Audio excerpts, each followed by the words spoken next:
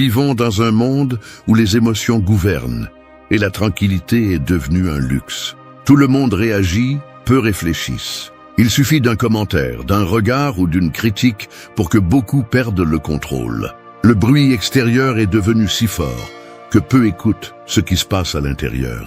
Et là est le problème. La plupart essaient de contrôler le monde, mais ne peuvent pas contrôler leur propre esprit. Maîtriser le calme ne signifie pas être froid ou distant. Cela signifie avoir le pouvoir de ne pas se laisser emporter par chaque impulsion. Cela signifie répondre avec clarté lorsque les autres réagissent avec colère. C'est maintenir l'équilibre alors que le monde s'effondre.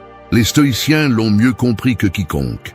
Il ne s'agit pas de changer ce qui se passe à l'extérieur, mais de se renforcer à l'intérieur pour faire face à l'inévitable avec sérénité. La véritable force ne réside pas dans le fait de gagner des discussions, mais de ne pas perdre sa paix intérieure. Lorsque vous apprenez à rester calme, rien ni personne ne peut vous manipuler. Parce que celui qui maîtrise son esprit maîtrise sa vie. C'est l'essence de ce que vous allez apprendre ici. 8 leçons pratiques pour garder le contrôle, réduire les réactions impulsives et vivre avec une présence si ferme que le chaos ne peut pas vous toucher. Cette vidéo ne vous dira pas comment échapper au bruit, mais comment rester silencieux à l'intérieur de celui-ci. Parce que le monde ne se calmera pas pour vous. C'est vous qui devez devenir le calme que le monde n'a pas. 1. Respire et maîtrise ton esprit. L'esprit est comme un cheval sauvage. Si tu le montes sans préparation, il te traînera par terre. Mais si tu l'entraînes avec patience et fermeté, il devient ton allié le plus fidèle. C'est la différence entre celui qui réagit et celui qui maîtrise sa respiration avant de le faire. Dans un monde qui te pousse à répondre sans réfléchir, respirer est devenu un acte de sagesse. Chaque respiration profonde est une pause qui interrompt l'impulsion, une opportunité de ne pas devenir esclave de tes émotions. Quand tu respires avec intention, tu brises la chaîne de l'automatisme. Parce que derrière chaque réaction incontrôlée, il y a une pensée qui n'a pas été observée, une émotion qui a pris le dessus. Le stoïcisme enseigne que tu ne peux pas contrôler les faits, mais tu peux contrôler l'interprétation que tu en fais. Cette distance entre le stimulus et la réponse est où réside la liberté intérieure. Et la première étape pour la conquérir est le contrôle de la respiration. Cela semble simple, mais maîtriser ce geste peut transformer toute ta vie. Pense à la dernière fois que tu as perdu ton calme. Peut-être était-ce une dispute, un message qui t'a blessé ou une situation qui a échappé à ton contrôle.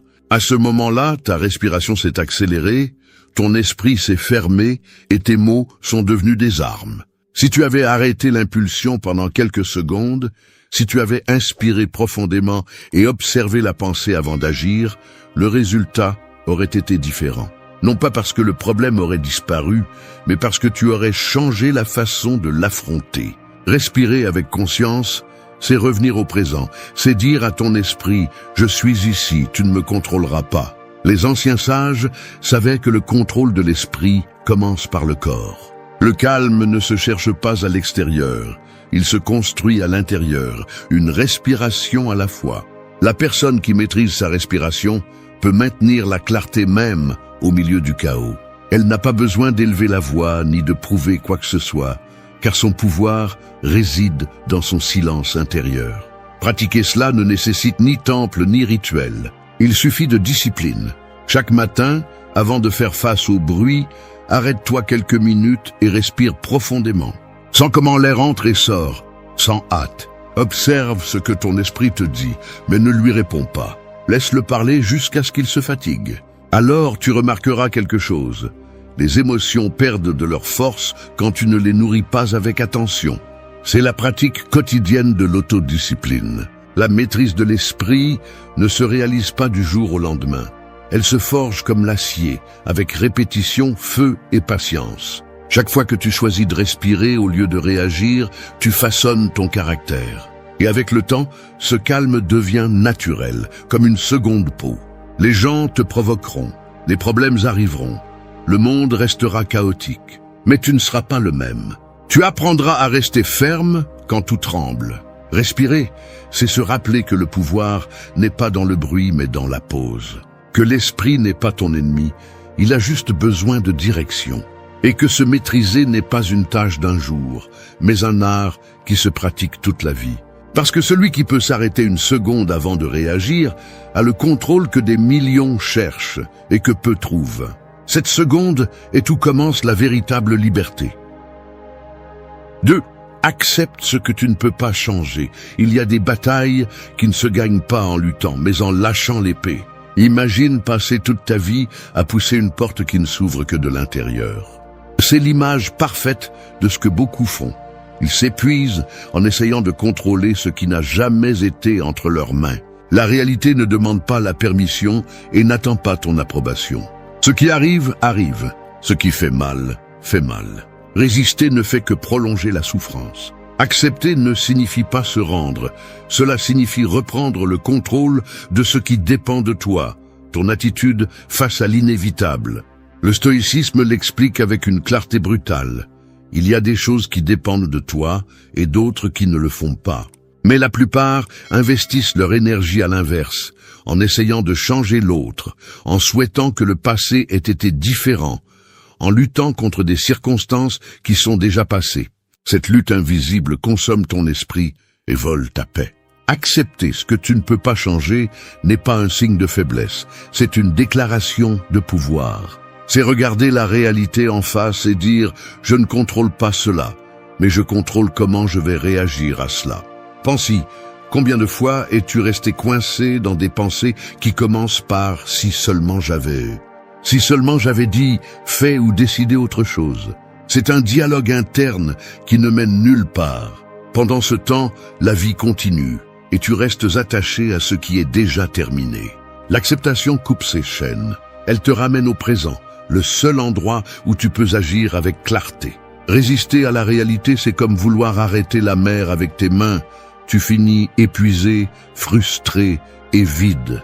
Mais si tu apprends à te déplacer avec le courant, tu peux aller plus loin avec moins d'efforts. Accepter ne signifie pas que tu aimes ce qui se passe. Cela signifie que tu choisis de ne pas te détruire pour cela. La personne qui maîtrise l'acceptation ne se noie pas dans les émotions. Elle les observe et apprend d'elles. Elle comprend que tout a son temps, que même l'adversité a une fonction. Parfois, les choses ne se passent pas comme tu le souhaites, parce que la vie te montre ce que tu as encore besoin de renforcer. Chaque perte, chaque obstacle, chaque changement inattendu peut être une leçon déguisée, mais seul celui qui accepte peut la reconnaître. La résistance naît de l'ego, cette partie qui veut tout contrôler. L'ego est offensé par la réalité. Il pense que le monde devrait lui obéir. Mais la vie ne fonctionne pas ainsi. Elle ne s'adapte pas à tes désirs, elle te force à t'adapter. Et quand tu le fais, tu grandis. Quand tu lâches ce que tu ne peux pas contrôler, tu deviens plus fort, plus serein et plus libre. L'acceptation n'efface pas la douleur, mais la transforme en sagesse. C'est le moment où tu arrêtes de demander « pourquoi moi ?» et commences à dire « qu'est-ce que je peux apprendre de cela ?» Pratique ce principe tous les jours. Quand quelque chose te dérange, demande-toi si cela dépend de toi. Si la réponse est non, lâche-le. Ne dépense pas d'énergie dans ce que tu ne peux pas modifier. Canalise cette force vers ce que tu peux changer. Ton esprit, ta réaction, ton prochain pas. Parce que celui qui apprend à accepter la réalité cesse d'en être la victime. Il n'a pas besoin que le monde soit calme pour être en paix. Accepter ce que tu ne peux pas changer est la porte vers une vie plus légère. Non pas parce que les problèmes disparaissent, mais parce que tu ne portes plus le poids inutile de leur résistance. C'est l'acte le plus sage que tu peux faire au milieu du chaos.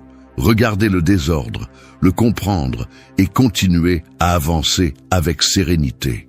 C'est le pouvoir dans sa forme la plus silencieuse. Et seul celui qui le pratique connaît ce que signifie vraiment la liberté intérieure. 3.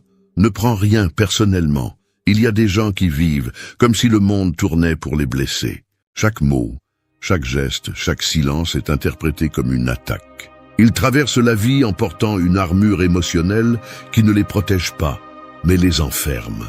Mais la vérité est simple. Personne n'agit vraiment contre toi.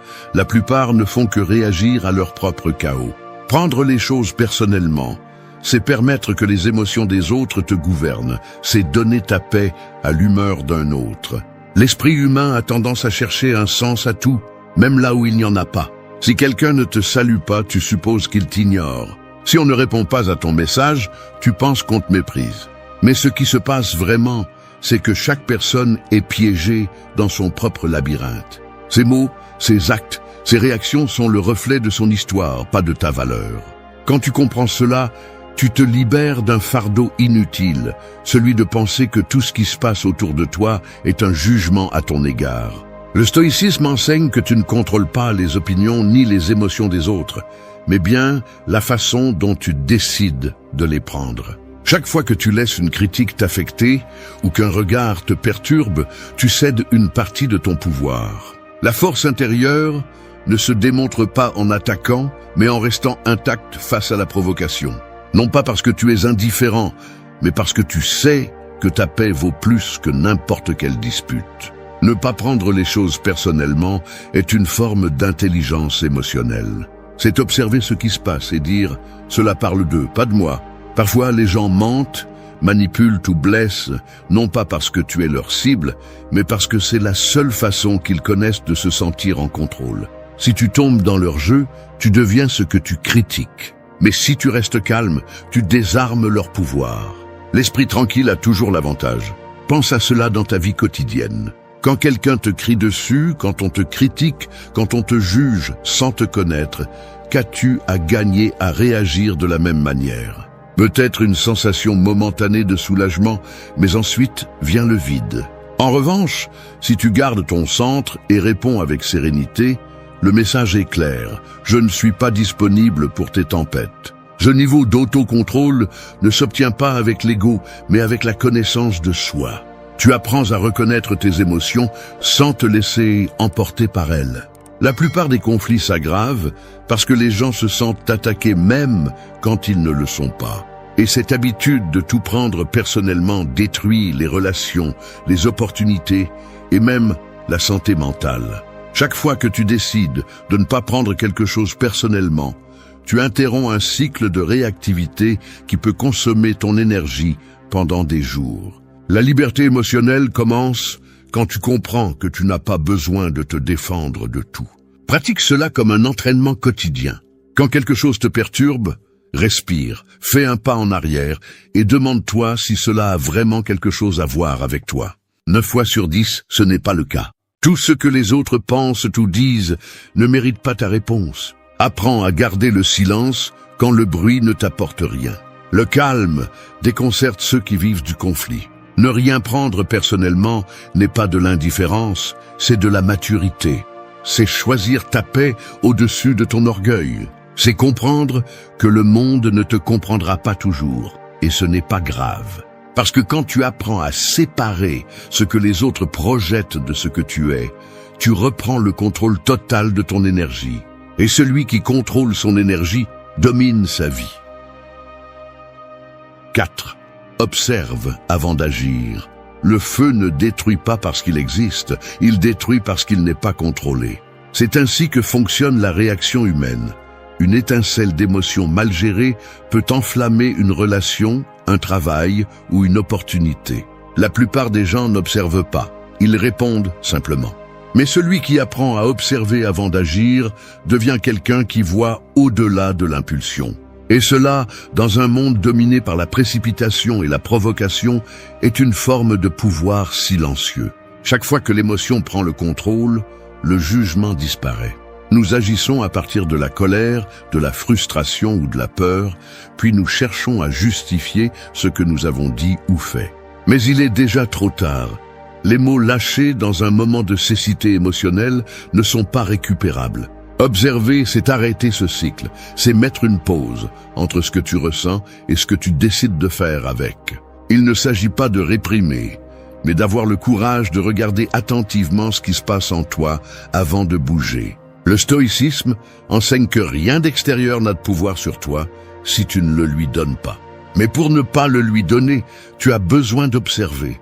Observer la pensée avant de la croire, l'émotion avant d'agir, la situation avant de réagir. C'est regarder sans juger, analyser sans précipitation et répondre seulement quand l'esprit est calme. Les anciens sages comprenaient qu'une seconde de silence pouvait éviter une vie entière de regrets. Cette seconde est l'espace entre l'impulsion et la décision, entre le chaos et la clarté. Nous vivons dans une société qui récompense la rapidité, pas la réflexion. On te dit « réponds maintenant, fais-le maintenant, ne réfléchis pas trop », comme si penser était un défaut. Mais réagir sans observer, c'est comme tirer sans viser. Celui qui s'arrête un instant ne perd pas de temps, il gagne en perspective. Parce que la réaction naît de l'ego, mais l'observation naît de l'intelligence. Et la différence entre les deux est énorme. L'ego cherche à avoir raison, l'intelligence cherche à comprendre.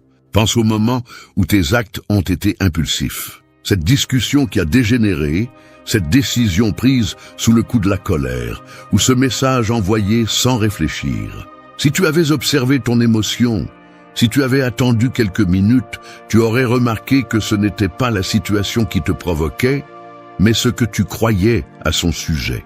Observer transforme l'émotion en information, te montre quelle partie de toi a besoin de calme, quelle blessure est encore active, quelle peur continue de diriger tes réponses. Observer n'est pas passivité, c'est maîtrise.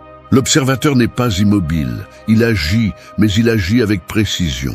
Il parle quand il doit parler et se tait quand le silence a plus de force. C'est là la véritable maîtrise. Agir sans précipitation, répondre sans perdre son sang-froid. Lorsque tu t'entraînes à observer, tu commences à remarquer des choses qui passaient auparavant inaperçues. Tu remarques le ton derrière les mots, l'intention derrière une action, l'émotion qui se cache dans ta propre pensée. Et quand tu comprends cela, rien ne te surprend. Pratiquer l'observation nécessite de la discipline, mais pas d'effort. Commence par le plus simple. Avant de répondre, respire. Avant de donner ton avis, écoute. Avant de décider, réfléchis. Cette habitude te distinguera de ceux qui vivent en réaction constante. Non pas parce que tu es meilleur, mais parce que tu seras conscient. La conscience transforme la vie en choix, pas en accident. Observer avant d'agir est l'art de maîtriser ta propre énergie. C'est savoir que toute émotion ne mérite pas de réponse, ni toute situation ta participation. C'est choisir le calme sur l'impulsion, la sagesse sur la vitesse. Et même si le monde te pousse à réagir, tu choisis de regarder d'abord, de comprendre ensuite et d'agir à la fin. 5. Renforcez votre esprit chaque jour. L'esprit est comme un muscle. S'il n'est pas entraîné, il s'affaiblit. Vous ne pouvez pas espérer être calme au milieu de la tempête si vous ne l'avez jamais cultivé en temps de paix. Beaucoup veulent une stabilité mentale, mais ne sont pas prêts à la construire. Ils espèrent que la force apparaîtra quand ils en auront besoin, sans comprendre qu'elle se forge jour après jour dans les petites décisions, dans les moments où personne ne regarde.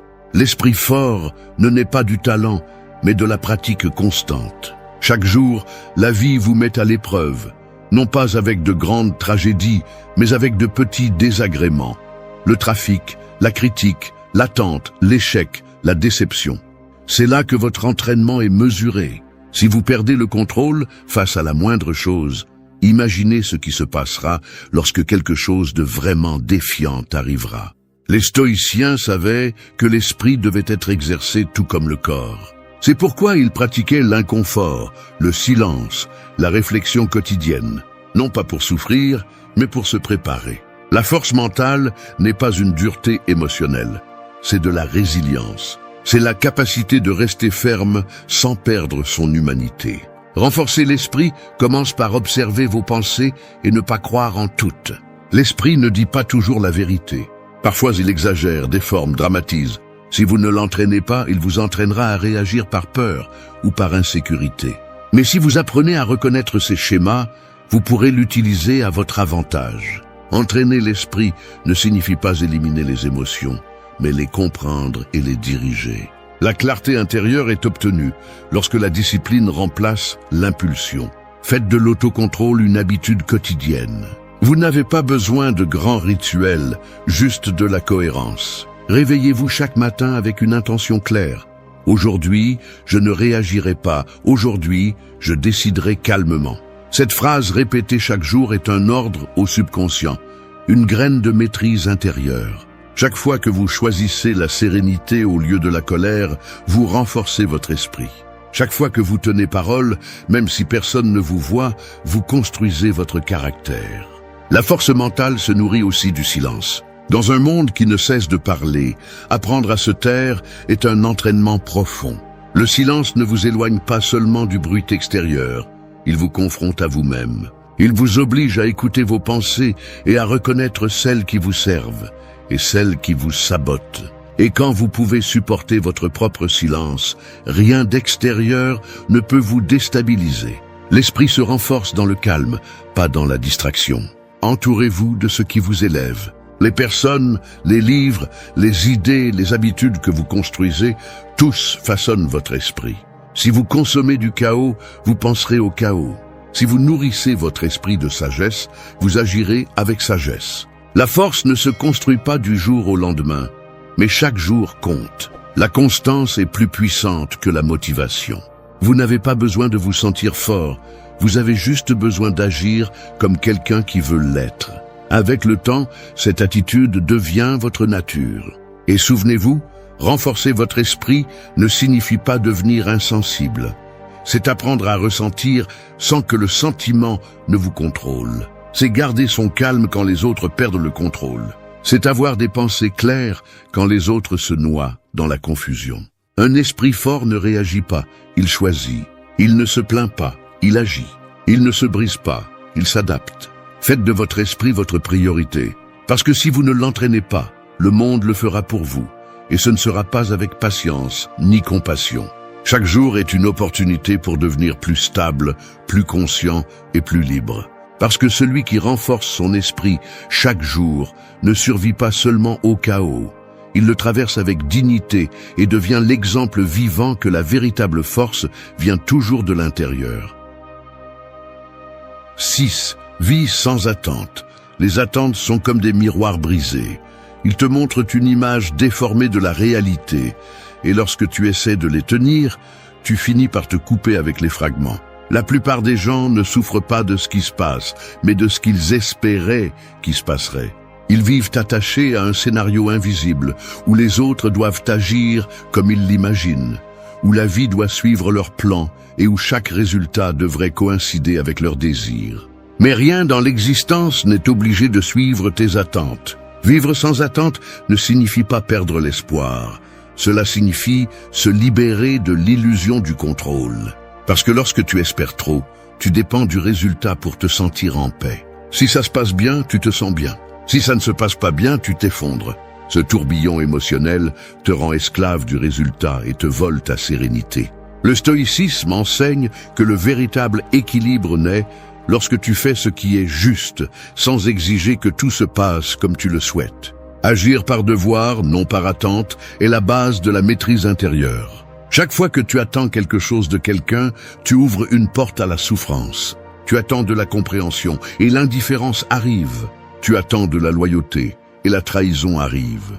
Tu attends de la reconnaissance et le silence arrive. Non pas parce que le monde est cruel, mais parce que les gens sont comme ils sont, pas comme tu veux qu'ils soient. Quand tu comprends cela, quelque chose en toi se libère. Tu n'aimes plus pour recevoir de l'amour. Tu travailles pour servir et non pour être admiré. Tu aides sans attendre de gratitude. Cette liberté émotionnelle transforme ta façon de vivre. L'esprit qui vit plein d'attentes est toujours en conflit avec la réalité. Il dit « Cela ne devrait pas être ainsi » ou « Je méritais plus ». Mais la réalité ne comprend pas le langage du mérite. Ce qui est simplement. Et résister à cela est une bataille que tu ne pourras jamais gagner. En revanche, lorsque tu acceptes les faits tels qu'ils viennent, tu peux te concentrer sur la seule chose qui dépend de toi, ton effort, ton attitude, ta réponse. Tu n'as pas besoin que tout soit parfait pour rester calme. Tu as juste besoin de faire confiance à ta capacité d'adaptation. Vivre sans attente n'est pas de l'apathie, c'est de la maturité. C'est comprendre que la vie ne te doit rien. Chaque moment est un prêt, pas une garantie. Être reconnaissant pour ce qui arrive au lieu de regretter ce qui n'arrive pas te rend plus conscient. du présent. Parce que plus tu attends de l'avenir, moins tu apprécies ce que tu as maintenant. Le stoïcien n'anticipe pas les déceptions, mais il ne les craint pas non plus. Il fait ce qu'il doit, donne le meilleur de lui-même et laisse le reste. Pratique cela au quotidien. Si tu aides, fais-le parce que tu le veux, pas parce que tu attends qu'on te le rende. Si tu travailles dur, que ce soit par fierté personnelle, pas pour l'approbation. Si tu aimes, fais-le en toute liberté, pas par nécessité. Laisse les résultats arriver comme ils doivent arriver. Quand tu n'attends rien, tout ce qui se passe devient un apprentissage ou une récompense. Et dans les deux cas, tu gagnes. L'attente est une prison mentale qui t'empêche de voir la réalité telle qu'elle est. Vivre sans elle, c'est marcher léger, sans le poids des illusions qui ne se réalisent jamais. Le sage ne mesure pas son bonheur par ce qu'il obtient, mais par la paix avec laquelle il affronte ce que la vie lui donne. Arrête de chercher à ce que tout se passe comme tu l'imagines et commence à être reconnaissant que les choses soient simplement. Parce que le jour où tu n'attendras rien, ce jour-là, tu auras atteint la plus grande liberté, celle de vivre sans dépendre du résultat pour être en paix. 7. Transforme le conflit en pouvoir. Le feu qui détruit une maison est le même qui forge l'acier. La différence réside dans la façon dont l'énergie est utilisée. Il en va de même pour les conflits. Ils peuvent vous briser ou vous renforcer. Il ne s'agit pas d'éviter le chaos, mais d'apprendre à le transformer. Chaque dispute, chaque déception, chaque obstacle a un but caché. Révéler le niveau de contrôle que vous avez sur vous-même. Les personnes faibles cherchent des coupables. Les fortes cherchent à comprendre. Les sages cherchent à évoluer. Le conflit ne vient pas toujours de l'extérieur. Souvent, il commence dans votre esprit. C'est cette voix intérieure qui vous dit que vous n'êtes pas assez, que vous ne pouvez pas, que ça ne vaut pas la peine.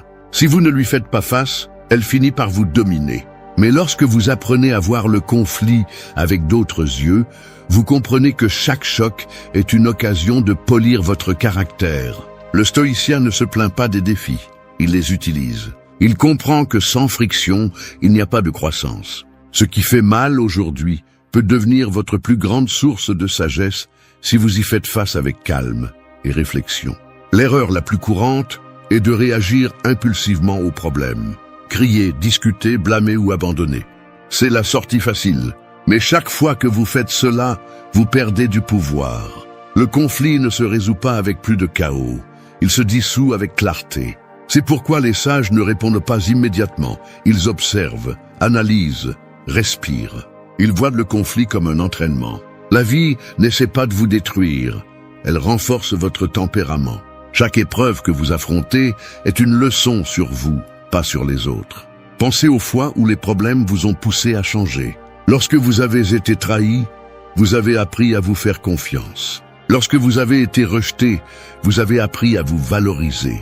Lorsque vous avez perdu, vous avez découvert ce qui compte vraiment. Le conflit vous dénude, vous montre ce que vous ne maîtrisez pas encore, vous révèle les parties de vous qui agissent encore par ego ou par peur. Il n'y a pas de maître plus dur ni plus sincère que l'adversité. Transformez le conflit en pouvoir en changeant la question que vous posez. Ne dites pas « pourquoi moi ?» Dites « pourquoi ?» Ce petit changement transforme la victime en stratège. Le conflit cesse d'être une punition et devient un entraînement. Chaque fois que vous choisissez de répondre avec calme, vous façonnez une version plus forte de vous-même. Car la véritable force n'est pas de résister sans ressentir, mais de maintenir la sérénité même lorsque tout brûle autour. Pratiquer cette mentalité exige une discipline émotionnelle. Il ne s'agit pas de nier la douleur, mais de ne pas laisser la douleur décider pour vous. Respirez, prenez du recul et cherchez la leçon avant la réaction. Si vous parvenez à voir le conflit comme une matière première, vous découvrirez que tout ce qui vous défie vous construit aussi. La vie ne vous donne pas d'obstacles pour vous arrêter, mais pour vous apprendre à avancer avec plus d'intelligence. Le conflit, lorsque vous le comprenez, devient du carburant. Il vous pousse, vous réveille, vous oblige à grandir. Les personnes qui ont atteint la paix intérieure ne l'ont pas fait en évitant les problèmes, mais en apprenant à se maîtriser à l'intérieur d'eux. C'est le véritable pouvoir. Pas le pouvoir qui s'impose, mais celui qui se maintient en silence. La prochaine fois que vous serez confronté à une situation difficile, ne vous demandez pas comment l'éviter. Demandez-vous comment vous pouvez l'utiliser pour être plus sage, plus serein et plus fort. Transformer le conflit en pouvoir est l'art de transformer le chaos en croissance. C'est comprendre que vous n'avez pas besoin que le monde soit parfait pour maintenir votre équilibre. Car lorsque vous pouvez rester calme au milieu de la tempête, vous devenez ce que rien ni personne ne peut renverser. 8. Garde toujours ton calme. Le calme est comme une petite flamme au milieu du vent. Si tu ne la protèges pas, elle s'éteint. Mais si tu apprends à la préserver, elle peut éclairer même la nuit la plus sombre. Vivre en paix ne signifie pas que tout va bien, cela signifie que tu vas bien même si rien ne va. C'est l'état d'esprit qui sépare le sage de l'impulsif, le fort de celui qui se brise facilement. Dans un monde où tout le monde crie pour être entendu, garder son calme devient une forme silencieuse de supériorité. Chaque jour, l'environnement met à l'épreuve ton équilibre. Quelqu'un te provoque, les choses ne se passent pas comme tu l'espérais, la vie te pousse à réagir. Mais le calme n'est pas l'absence d'émotion, c'est le contrôle de celle-ci. Le stoïcisme enseigne que personne ne peut te retirer la paix sans ton consentement. Tu peux perdre de l'argent, des opportunités, des personnes, mais tant que tu conserves ton calme, tu conserves ton pouvoir. La sérénité ne se feint pas, elle se travaille, et celui qui la maîtrise cesse d'être prisonnier du chaos. Garder son calme est l'art de ne pas laisser l'extérieur pénétrer ton centre. C'est observer le conflit sans l'absorber, ressentir l'émotion sans la transformer en action. Réagir est facile, répondre avec sagesse est difficile. C'est pourquoi si peu y parviennent. Le calme est une décision qui se renouvelle chaque jour, surtout lorsque tout semble te pousser à le perdre. Les personnes émotionnellement faibles pensent que l'explosion les libère, mais le débordement ne libère jamais. Il ne fait que t'asservir davantage à ton impulsion. Pense au moment où tu es resté serein alors que d'autres perdaient le contrôle. Cette sensation de pouvoir silencieux, de clarté au milieu du chaos, n'est pas un hasard. C'est le résultat de t'être maîtrisé toi-même. Quand tu gardes ton calme, tu vois ce que les autres ne voient pas. Alors que les autres crient, tu écoutes. Alors qu'ils s'agitent, tu analyses. Cette différence te donne un avantage. Dans le calme réside la lucidité. Et avec elle, la capacité de prendre des décisions qui changent tout. Le monde est plein de provocations conçues pour te voler la paix. Des nouvelles qui génèrent de la peur, des personnes qui déchargent leur frustration, des situations qui mettent ta patience à l'épreuve. Si tu n'as pas un esprit stable, tu finiras par réagir à chacune d'elles. Mais si tu cultives la sérénité comme une discipline, rien ne peut te sortir de ton centre. Pratique-la dans les détails. Quand quelqu'un t'interrompt, quand quelque chose ne se passe pas bien, quand tu sens que tu perds le contrôle. Chaque moment difficile est un entraînement pour ta force intérieure. Garder son calme ne te rend pas faible, cela te rend inaccessible à la manipulation. Celui qui ne s'agite pas n'est pas facilement dominé. Personne ne peut contrôler un esprit en équilibre. C'est pourquoi les sages semblent inébranlables. Non pas parce qu'ils ne ressentent rien, mais parce qu'ils ne permettent à rien d'extérieur de déterminer leur état intérieur. Le calme devient leur bouclier invisible, leur plus grand signe de pouvoir. Pratique le silence, respire avant de répondre, choisis tes batailles, et souviens-toi que tout ne mérite pas ton énergie. Tu n'as pas à gagner chaque discussion, ni à corriger chaque erreur des autres. Parfois, la victoire réside dans le fait de rester silencieux et de garder la sérénité intacte. Non pas pour plaire, mais pour protéger ta paix. C'est la différence entre réagir comme les autres ou agir comme celui qui a déjà compris que rien d'extérieur ne peut faire s'effondrer l'intérieur. Garder son calme en permanence n'est pas quelque chose que tu réussis une fois pour toutes. C'est une pratique quotidienne, une façon de vivre. Cela signifie avoir confiance en toi-même quand tout bouge. Cela signifie être l'œil du cyclone, le point où le chaos s'arrête. Parce qu'au final, celui qui maîtrise le calme maîtrise sa vie. Et celui qui maîtrise sa vie n'a besoin de contrôler rien d'autre. As-tu déjà ressenti que ton bonheur dépend des personnes qui t'entourent? Cette sensation que, sans leur soutien ou leur approbation, le monde s'effondrerait à tes pieds. C'est une idée qui pèse, qui oppresse.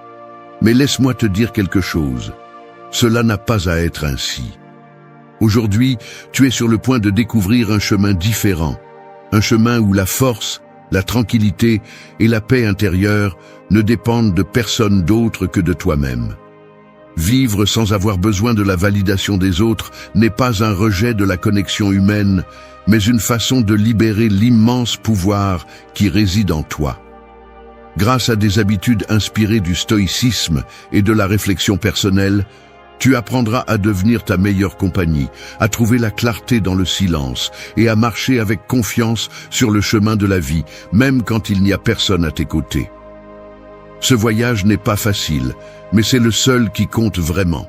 Ici, tu découvriras comment te reconnecter avec toi-même, lâcher les chaînes de la dépendance émotionnelle et construire une forteresse intérieure qu'aucun obstacle ne pourra renverser. Parce que la véritable liberté et la paix commencent lorsque tu arrêtes de chercher à l'extérieur ce qui a toujours été en toi. Es-tu prêt à faire le premier pas vers ton indépendance émotionnelle et à découvrir la sérénité que seul toi peut t'offrir? Habitude 1. La force d'être seul. Imagine un moment de silence absolu où le seul son que tu entends est ta respiration. C'est à ce moment-là, lorsque la présence des autres disparaît, que tu te rencontres vraiment avec toi-même. La société nous a fait croire qu'être seul est synonyme de solitude, d'isolement. Mais le stoïcisme nous enseigne quelque chose de complètement différent. Être seul est une opportunité pour découvrir ta véritable force. Sénèque disait que l'âme qui voit tout de l'intérieur n'a pas besoin d'approbation externe pour trouver sa valeur. Combien de fois as-tu cherché la compagnie des autres pour combler un vide? La force d'être seul réside dans le fait de ne dépendre de personne pour te sentir complet. Lorsque tu choisis la solitude, non pas comme un fardeau, mais comme un outil, tu commences à entendre les questions que tu as toujours évitées. Qu'est-ce que tu désires vraiment? Qu'est-ce qui te motive? Dans ces moments, tu peux trouver des réponses que les voix extérieures ne te permettront jamais d'entendre. Être seul signifie aussi affronter tes propres pensées sans distraction. C'est inconfortable, voire terrifiant, car cela t'oblige à regarder ce que tu caches habituellement derrière le rush quotidien. Mais c'est là que se trouve la magie. En affrontant tes peurs, tu commences à les désarmer. Tu découvres que la compagnie la plus importante n'est pas celle des autres, mais la relation que tu as avec toi-même. Nous sous-estimons souvent la richesse de notre propre compagnie. Nous passons une grande partie de notre vie à chercher que les autres nous définissent, nous valident ou nous donnent un but. Mais que se passe-t-il lorsque tu arrêtes de chercher à l'extérieur ce que tu as déjà à l'intérieur? La solitude te donne le temps et l'espace pour te redécouvrir, pour reconnaître que tu n'as besoin de rien de plus que ta propre acceptation pour te sentir accompli. C'est dans cette tranquillité que fleurissent les idées les plus créatives, les pensées les plus claires et les moments de plus grande paix. Pratique la force d'être seul en prenant de petits moments chaque jour pour te déconnecter du bruit. Sors te promener sans ton téléphone, passe du temps dans un endroit calme et observe simplement ce qui se passe dans ton esprit. Au début, cela peut être difficile, mais comme un muscle que tu entraînes, cette connexion avec toi-même se renforce. La solitude devient un refuge, pas une punition, et elle t'apprend à trouver du réconfort en ton propre être. Lorsque tu apprends à être seul, quelque chose de curieux se produit. Tu cesses d'avoir besoin de l'approbation externe et tu commences à rayonner d'une force interne que les autres remarquent. Il ne s'agit pas de rejeter les autres, mais de savoir que tu peux être ta meilleure compagnie. Ainsi, les relations que tu choisis seront par désir et non par nécessité. C'est le premier pas vers une indépendance émotionnelle qui transforme ta vie à partir de la racine. Es-tu prêt à affronter ce silence et à découvrir qui tu es vraiment? C'est dans ce silence que tu trouveras le pouvoir que tu as toujours eu, mais que tu ne t'es jamais permis d'explorer. Habitude 2. Vivre sans dépendre de personne. L'idée de vivre sans dépendre de personne peut sembler impossible dans un monde interconnecté où les relations, le travail et les circonstances semblent exiger que vous ayez toujours besoin de quelque chose des autres. Mais le stoïcisme nous rappelle que la véritable indépendance ne consiste pas à vous isoler ou à couper les liens, mais à trouver en vous les ressources pour affronter la vie avec courage et autonomie. Épictète disait « Le bonheur ne consiste pas à désirer des choses, mais à être libre ». Cette liberté commence lorsque vous reconnaissez que vos émotions, décisions et bien-être sont de votre responsabilité, pas celle des autres. Combien de fois avez-vous attendu que quelqu'un vous rende heureux, vous donne des réponses ou résolve vos problèmes? Cette attente non seulement vous limite, mais vous enferme dans une prison de dépendance émotionnelle. Vivre sans dépendre de personne implique de prendre le contrôle de votre propre vie. Cela ne signifie pas que vous n'acceptez pas l'aide ou que vous n'avez pas de relations significatives. Il s'agit de ne pas permettre que votre stabilité émotionnelle dépende de facteurs externes, comme l'approbation des autres, les succès matériels ou les circonstances que vous ne pouvez pas contrôler. C'est un acte de libération de reconnaître que vous pouvez faire face à n'importe quel défi avec vos propres outils internes. Mais comment y parvenir? D'abord, vous devez construire une base solide de confiance en vous. Cela commence par de petites actions quotidiennes qui démontrent votre capacité à résoudre des problèmes et à prendre des décisions. Chaque fois que vous relevez un défi par vous-même, vous renforcez cette indépendance qui vous rend moins vulnérable aux attentes externes. Il est également important d'apprendre à identifier ce qui vous lie aux autres. Cela peut être la peur du rejet, le besoin de validation ou le désir d'être accepté. En reconnaissant ces schémas, vous pouvez commencer à les défaire. De plus, cultiver une mentalité d'autosuffisance ne signifie pas rejeter la connexion avec les autres, mais la choisir à partir d'un lieu de force, pas de manque. En ayant besoin de personne pour vous sentir complet, vos relations se transforment. Elles cessent d'être des transactions émotionnelles et deviennent des liens authentiques, basés sur le respect mutuel et l'authenticité. Pratiquement, vous pouvez commencer par vous interroger. Combien de mon bien-être dépend de choses qui sont hors de mon contrôle? Que puis-je faire aujourd'hui pour me sentir plus fort sans attendre quoi que ce soit des autres? Peut-être est-ce apprendre quelque chose de nouveau, prendre des décisions par vous-même ou simplement accepter qu'il est bon d'être seul avec vos pensées. La véritable indépendance émotionnelle est un cadeau que vous vous faites à vous-même. Cela ne signifie pas que vous n'avez jamais besoin des autres, mais que votre bonheur et votre paix intérieure ne dépendent pas de leur présence, de leurs paroles ou de leurs actions. Vivre sans dépendre de personne est un acte d'amour envers soi-même qui transforme la façon dont vous vous reliez au monde. Êtes-vous prêt à être la racine de votre propre stabilité? C'est un chemin qui, bien que difficile, vous mènera à une vie plus authentique et épanouissante. Habitude 3. Trouve la paix en toi. Dans un monde rempli de distractions et de chaos, la recherche de la paix intérieure peut sembler une mission impossible. Mais s'il y a une chose que les stoïciens comme Marc Aurèle ont enseignée, c'est que la véritable tranquillité ne vient pas de l'extérieur, mais de ta capacité à trouver le calme en toi-même. Cette habitude ne t'aidera pas seulement à faire face aux défis quotidiens, mais te permettra aussi de vivre avec une sérénité qui ne peut être perturbée par les circonstances extérieures. Marc Aurèle a écrit « Le bonheur de ta vie dépend de la qualité de tes pensées ». Cette phrase est une boussole pour quiconque souhaite trouver la paix intérieure. Tes pensées sont le filtre à travers lequel tu perçois le monde. Si tu permets qu'elles soient remplies d'inquiétude, de peur ou de négativité, tu expérimenteras inévitablement de l'agitation. C'est pourquoi cultiver la paix commence par observer ce qui se passe dans ton esprit et prendre le contrôle de cela. La paix intérieure ne signifie pas l'absence de problèmes, mais la capacité de les affronter sans perdre ton équilibre. Pour y parvenir, tu dois d'abord apprendre à accepter ce que tu ne peux pas contrôler. Combien de fois t'es-tu inquiété pour des choses qui sont hors de ta portée? La vérité est que tu ne peux pas contrôler les actions des autres, les opinions externes, ni les revirements inattendus de la vie. Mais ce que tu peux contrôler, c'est ta réaction face à eux. Consacre du temps chaque jour à réfléchir à tes pensées. Cela n'a pas besoin d'être compliqué. 10 minutes de silence suffisent pour observer ton esprit.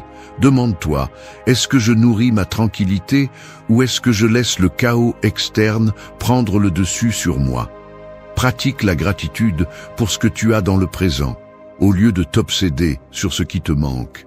La gratitude est un outil puissant pour détourner ton attention du négatif et te concentrer sur le positif. Une autre étape essentielle est d'apprendre à lâcher prise sur ce qui ne sert pas. Nous portons des ressentiments, des culpabilités ou des inquiétudes qui ne font que nous entraîner vers l'agitation. Pourquoi continuer à s'accrocher à quelque chose qui te vole la paix? Lâcher prise n'est pas un signe de faiblesse, mais un acte de force, car cela implique de choisir ton bien-être sur le poids de l'inutile. Enfin, trouver la paix en toi nécessite que tu te déconnectes du bruit externe. Le monde moderne est rempli de distractions. Réseaux sociaux, actualités et opinions des autres. Tout cela peut remplir ton esprit de bruit inutile. Réserve des moments pour être seul avec toi-même, sans interruption. Dans ce silence, tu découvriras le calme que tu recherches tant. La paix intérieure n'est pas un lieu où tu arrives, c'est un état que tu construis jour après jour. C'est choisir consciemment quelles pensées tu permets, quelles émotions tu nourris et quelles batailles tu décides de mener. Quand tu trouves la paix en toi, tu deviens une forteresse imprenable. Ne serait-ce pas le plus grand cadeau que tu pourrais te faire? La clé est de se rappeler que le calme n'est pas quelque chose que tu trouves à l'extérieur, mais quelque chose qui a toujours été en attente en toi. Habitude 4. Le pouvoir de l'autosuffisance. L'autosuffisance n'est pas seulement une vertu, c'est une déclaration de liberté. C'est le pouvoir de savoir que quoi qu'il arrive, tu as en toi les ressources nécessaires pour affronter la vie. Le stoïcisme nous enseigne que la véritable force ne provient pas de ce que tu possèdes, des personnes qui t'entourent, ni des circonstances, mais de ta capacité à dépendre uniquement de toi-même. Épictète disait « Fais de toi-même ton refuge, car la seule chose que tu possèdes vraiment est ta capacité à raisonner et à décider. » Ce principe est fondamental pour comprendre le pouvoir de l'autosuffisance. Il ne s'agit pas de rejeter les autres, mais de ne pas les transformer en base de ta stabilité. Combien de fois as-tu ressenti que sans quelque chose ou quelqu'un tu ne pourrais pas continuer? Cette dépendance non seulement te limite, mais te rend également vulnérable à des facteurs externes qui sont hors de ton contrôle. L'autosuffisance commence par l'acceptation que tu es suffisant tel que tu es. Tu n'as pas besoin de plus pour être complet, car en toi existe déjà tout ce qui est nécessaire pour prospérer. Mais cette habitude implique aussi de l'action, apprendre de nouvelles compétences, renforcer ta confiance en tes propres décisions et cultiver une mentalité de croissance continue. Chaque petit pas vers l'indépendance renforce ta capacité à te soutenir, même dans les moments les plus difficiles. Vivre de manière autosuffisante ne signifie pas vivre isolé ou éviter l'aide des autres. Au contraire, cela signifie que, même lorsque tu acceptes du soutien, tu le fais à partir d'un lieu de force, pas de besoin. Cela transforme tes relations, car tu ne dépends plus émotionnellement des autres pour te sentir en sécurité ou valorisé. Au lieu de cela, tu deviens quelqu'un qui apporte, pas quelqu'un qui a constamment besoin. Le pouvoir de l'autosuffisance réside aussi dans l'apprentissage à être ta plus grande source de motivation. Beaucoup de personnes attendent qu'un élément externe les inspire ou les pousse, mais lorsque tu développes cette habitude, tu te rends compte que tu n'as pas besoin d'un stimulus externe pour agir. Tu es capable de te lever et d'avancer parce que tu reconnais que le seul responsable de ta vie, c'est toi-même. Une pratique qui peut t'aider à cultiver l'autosuffisance est de prendre du temps pour réfléchir à tes réussites. Combien de fois as-tu fait face à des défis et les as-tu surmontés? Chacune de ces expériences est une preuve de ta capacité. Écris-les, révise-les et laisse-les devenir des rappels de ta force et de ta capacité. Quand tu embrasses le pouvoir de l'autosuffisance, tu te libères du besoin de dépendre des autres pour te sentir complet. Cela ne signifie pas que tu ne formes pas de liens, mais que ces liens ne déterminent pas ta valeur ni ta stabilité. L'autosuffisance est l'ancre qui te maintient stable, peu importe comment soufflent les vents de la vie. Que fais-tu aujourd'hui pour renforcer ta capacité à te soutenir? C'est dans cette question que commence ta transformation vers une vie de véritable force et indépendance. Habitude 5. Le silence, ton meilleur allié. Nous vivons dans un monde où le bruit semble être la norme. Des opinions constantes, des conversations sans direction, des notifications interminables. Cependant, le stoïcisme nous enseigne quelque chose de profondément précieux. Le pouvoir réside dans le silence. Il ne s'agit pas seulement de taire tes paroles, mais de calmer ton esprit et d'apprendre à écouter ce qui compte vraiment. Marc Aurèle a écrit « Replie-toi sur toi-même, car en toi se trouve la source du bien, qui jaillira continuellement si tu ne cesses de creuser. » Cette réflexion nous invite à regarder en nous, à chercher des réponses dans le calme, plutôt que dans le tumulte extérieur. Combien de fois as-tu parlé sur l'impulsion du moment et ensuite tu as regretté? Ou combien de fois le bruit des autres a-t-il étouffé tes propres pensées? Le silence, lorsque tu le cultives, devient un refuge qui renforce ta clarté et ta paix intérieure. Le silence ne te protège pas seulement des erreurs impulsives, mais il te donne aussi l'espace pour réfléchir. Lorsque tu choisis le silence, tu permets que les paroles des autres se révèlent telles qu'elles sont, sans être déformées par tes réactions immédiates.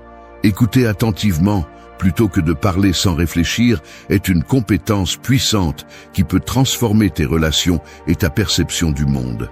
Mais le véritable silence ne se limite pas à l'extérieur. Il s'agit aussi de faire taire le bruit à l'intérieur de ton esprit. Ces pensées constantes qui se disputent ton attention, qui te remplissent de soucis, de doutes ou de peurs. Apprendre à les faire taire ne signifie pas les ignorer, mais les observer calmement et décider lesquels méritent ton énergie. La méditation ou la simple pratique de la présence dans l'instant sont des outils efficaces pour atteindre cet état de tranquillité intérieure. Le silence te permet également d'observer le monde avec plus de profondeur. Dans un moment de calme, tu peux remarquer des choses que le bruit avait l'habitude de cacher. La beauté d'un paysage, l'émotion derrière les paroles de quelqu'un, ou même la solution à un problème qui semblait insoluble. Le silence te connecte au présent et à une clarté que nous trouvons rarement dans le chaos. Cultiver l'habitude du silence ne signifie pas t'isoler ou te réprimer. Il s'agit de choisir tes mots avec sagesse, de ne pas gaspiller d'énergie dans des conversations qui n'apportent rien et de trouver des moments quotidiens pour te déconnecter du bruit extérieur. En le faisant, tu découvriras que le silence n'est pas seulement un lieu de repos, mais aussi une source de pouvoir et de renouveau. Lorsque tu adoptes le silence comme ton allié, tu développes une force intérieure que les autres remarqueront. Tes paroles, au lieu d'être nombreuses, seront significatives. Tes pensées, au lieu d'être chaotiques, seront claires. Et ta vie, au lieu d'être remplie de bruit inutile, sera marquée par la paix. Que se passerait-il si aujourd'hui tu choisissais de faire du silence une partie essentielle de ta vie? Peut-être découvriras-tu que dans ce vide apparent se trouve tout ce dont tu as réellement besoin. Habitude 6. Brille par toi-même. Dans un monde où tant de gens cherchent une validation externe, se démarquer par ses propres mérites et à partir de son essence est un acte révolutionnaire. Briller par soi-même n'est pas une question d'arrogance ou d'égoïsme, mais d'authenticité. C'est embrasser ta lumière intérieure et la laisser éclairer ton chemin sans dépendre de l'approbation ou de la reconnaissance des autres. Les stoïciens nous rappellent que la vraie grandeur n'a pas besoin de témoins. Marc Aurèle a écrit « Tu n'as pas besoin de l'admiration des autres, il suffit que tu sois ton meilleur juge ». Cet enseignement nous défie de réfléchir. Combien de ce que nous faisons est pour nous-mêmes et combien est pour impressionner ou plaire aux autres?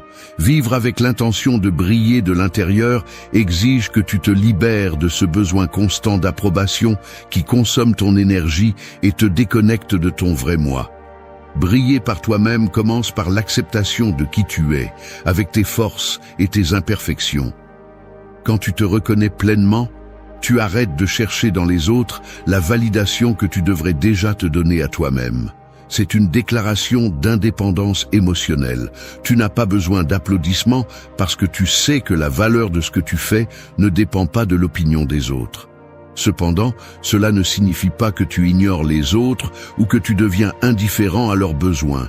Au contraire, en brillant par toi-même, tu inspires les autres à faire de même. Ton authenticité agit comme un phare qui guide ceux qui t'entourent, montrant qu'il est possible de marcher avec confiance sans chercher constamment l'approbation externe. Cette habitude implique aussi d'apprendre à définir le succès selon tes propres termes. Au lieu de mesurer ta valeur selon les normes imposées par la société ou par d'autres, tu décides ce qui compte vraiment pour toi. Qu'est-ce qui te comble? Qu'est-ce qui te fait te sentir vivant?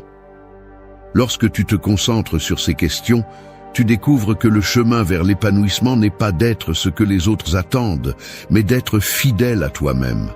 De plus, briller par toi-même nécessite que tu arrêtes de te comparer aux autres. La comparaison constante éteint ta lumière et te fait te sentir insuffisant. Mais quand tu comprends que chaque personne a un chemin unique, tu arrêtes de regarder sur les côtés et tu commences à avancer avec assurance. Ta lumière n'a pas besoin de rivaliser avec celle des autres, parce que son éclat est unique. Pratiquement, cette habitude peut être cultivée en célébrant tes réussites, grandes ou petites, sans attendre que les autres le fassent pour toi. Cela implique également d'accepter les échecs comme faisant partie de ta croissance, sans te sentir honteux ni chercher des excuses. En faisant cela, tu construis une confiance interne qui se reflète dans chaque aspect de ta vie. Quand tu apprends à briller par toi-même, tu découvres une force qui ne dépend pas des éloges ni des reconnaissances. C'est une force qui naît de savoir qui tu es et d'être fier de ton chemin, indépendamment de ce que les autres pensent. Es-tu prêt à arrêter de chercher la lumière à l'extérieur et à commencer à briller de l'intérieur? La réponse est en toi, car elle l'a toujours été. Habitude 7. Le calme de l'indépendance. La véritable indépendance n'est pas seulement la liberté de ne pas dépendre des autres, mais aussi la capacité de rester calme lorsque tout autour de vous vacille. Au cœur du stoïcisme, l'indépendance est bien plus qu'une qualité pratique. C'est un état d'esprit, une sérénité qui naît de la confiance en soi et en sa capacité à gérer n'importe quelle situation sans perdre l'équilibre. Marc Aurèle disait « Ne laisse pas les choses que tu ne peux pas contrôler te voler la paix ». Ce principe est l'essence du calme de l'indépendance. Les gens ont tendance à vivre piégés dans un réseau de préoccupations, d'émotions intenses et d'attentes externes. Mais combien de fois ces préoccupations sont-elles vraiment les vôtres et non le produit d'une dépendance émotionnelle à ce que les autres pensent, font ou disent? Le calme de l'indépendance commence lorsque vous choisissez de cesser d'être l'esclave des réactions émotionnelles. Cela ne signifie pas ignorer vos sentiments, mais apprendre à les gérer avec sagesse. Imaginez que vous êtes comme un phare au milieu d'une tempête. La vie peut vous envoyer de forts vents et des vagues, mais votre base est si solide que vous ne perdez jamais la lumière qui vous guide. Cette base est la confiance en votre autonomie. Être indépendant émotionnellement ne signifie pas ne pas avoir de lien avec les autres. Cela signifie que ces liens ne dictent pas votre bien-être ni votre stabilité. En développant cette habitude, vous pouvez aimer, collaborer et vous connecter pleinement avec ceux qui vous entourent, mais sans vous perdre dans le processus. Votre calme intérieur vous permet d'être présent, sans porter des attentes irréalistes ou dépendre des autres pour vous sentir complet. La pratique de cette habitude nécessite de l'introspection. Demandez-vous, combien de mon anxiété ou de ma frustration provient de l'attente que les autres répondent à mes désirs? Combien de fois ai-je permis que les actions des autres déterminent mon état émotionnel? Une fois que vous reconnaissez ces schémas, vous pouvez commencer à les changer en vous rappelant que la paix est quelque chose que vous construisez de l'intérieur, pas quelque chose que vous trouvez à l'extérieur. Un aspect clé du calme de l'indépendance est la capacité à s'adapter. Lorsque vous ne dépendez pas des autres, vous avez l'espace et la liberté pour ajuster votre chemin si nécessaire, sans vous sentir piégé par les opinions ou les attentes des autres. C'est dans cette flexibilité que vous trouvez la véritable force pour affronter la vie avec sérénité. Cultiver cette habitude implique de développer de petites pratiques quotidiennes, comme méditer, tenir un journal pour traiter vos émotions, ou simplement prendre un moment pour respirer avant de réagir à une situation difficile. Chacune de ces étapes renforce votre capacité à rester calme, même dans les moments les plus chaotiques. Le calme de l'indépendance n'est pas une destination que vous atteignez immédiatement. C'est un processus qui nécessite de la patience et de l'engagement. Mais une fois que vous l'avez développé, vous devenez quelqu'un d'inébranlable. Les tempêtes extérieures peuvent rugir, mais votre intérieur reste serein. Êtes-vous prêt à être cette force tranquille qui n'a besoin de rien ni de personne pour trouver la paix? Le premier pas commence avec vous-même. Habitude 8. Ta lumière intérieure est suffisante. Dans un monde qui te dit constamment que tu as besoin de plus de succès, plus d'approbation, plus de reconnaissance, le stoïcisme nous rappelle quelque chose d'essentiel et de puissant. Tu as déjà ce dont tu as besoin. Ta lumière intérieure est suffisante pour éclairer n'importe quelle obscurité, pour te guider dans les moments d'incertitude et pour être ta source inépuisable de force. Épictète enseignait que « ne cherche pas en dehors de toi ce qui ne peut être trouvé qu'en toi ». Combien de fois as-tu regardé à l'extérieur, espérant que quelqu'un ou quelque chose te donne la validation que tu cherches? Cette quête sans fin ne mène qu'à l'insatisfaction, car la vraie valeur n'est pas dans ce que les autres voient, mais dans ce que tu reconnais en toi. Accepter que ta lumière intérieure est suffisante signifie avoir confiance en ton essence, en ta capacité à être complet sans dépendre de facteurs externes. Tu n'as pas besoin de prouver quoi que ce soit à qui que ce soit, car ta valeur ne se mesure pas par tes réalisations, tes possessions ou tes applaudissements. Il s'agit d'être conscient que même dans tes moments les plus vulnérables, tu portes en toi une étincelle qui ne s'éteint jamais, une qui peut te guider et te soutenir. Mais comment te connecter à cette lumière? D'abord, arrête de chercher l'approbation à l'extérieur. Apprends à t'écouter, à être présent avec toi-même et à valoriser tes propres pensées, décisions et émotions. Cultiver cette relation avec toi-même demande du temps et de la pratique, mais c'est le fondement d'une vie authentique et indépendante. Une autre étape clé est d'arrêter de te comparer aux autres. La comparaison non seulement éteint ta lumière, mais elle t'éloigne aussi de ton but. Chaque personne a son propre chemin et sa propre façon de briller. Au lieu de regarder sur les côtés, concentre-toi sur ce qui te rend unique, sur ce que toi seul peux apporter au monde. Ta lumière intérieure n'a pas besoin d'être plus grande ou plus brillante que celle des autres. Elle a juste besoin d'être la tienne. De plus, ta lumière intérieure se nourrit de l'acceptation. Accepter qui tu es, avec tes vertus et tes défauts, est un acte de libération. Quand tu te rends compte que tu n'as pas besoin d'être parfait, mais authentique, tu permets à cette lumière de grandir et de te guider avec clarté et confiance. La pratique quotidienne de reconnaître ta lumière peut être aussi simple qu'un moment de gratitude envers toi-même. Demande-toi, qu'ai-je fait aujourd'hui qui démontre ma force? Quelles qualités ai-je qui me rendent unique? Ces petites réflexions renforcent ta connexion avec ton essence et t'aident à voir que tu n'as besoin de rien d'autre pour être suffisant. Quand tu apprends à faire confiance à ta lumière intérieure, tu te libères du poids des attentes externes. Tu n'as plus besoin de chercher chez les autres ce que tu as déjà en toi. Tu deviens une personne sûre, authentique et épanouie, quelqu'un qui irradie le calme et la confiance sans effort. N'est-il pas temps d'arrêter de chercher à l'extérieur et de commencer à regarder à l'intérieur? Ta lumière a toujours été là, attendant que tu la reconnaisses. Et le meilleur de tout, elle est suffisante telle qu'elle est. Habitude 9. Connais-toi et libère-toi. La connaissance de soi est la clé maîtresse pour atteindre la véritable liberté. Cependant, combien de personnes prennent réellement le temps de regarder à l'intérieur et de se confronter à elles-mêmes? Le stoïcisme nous enseigne que seul celui qui se connaît profondément peut se libérer des chaînes invisibles qui le retiennent. Attentes externes, peurs infondées et croyances limitantes. Si tu souhaites être libre, la première étape est de te connaître toi-même. Sénèque disait « Aucun vent n'est favorable pour celui qui ne sait pas où il va ». Cette phrase capture l'essence de l'importance de la connaissance de soi.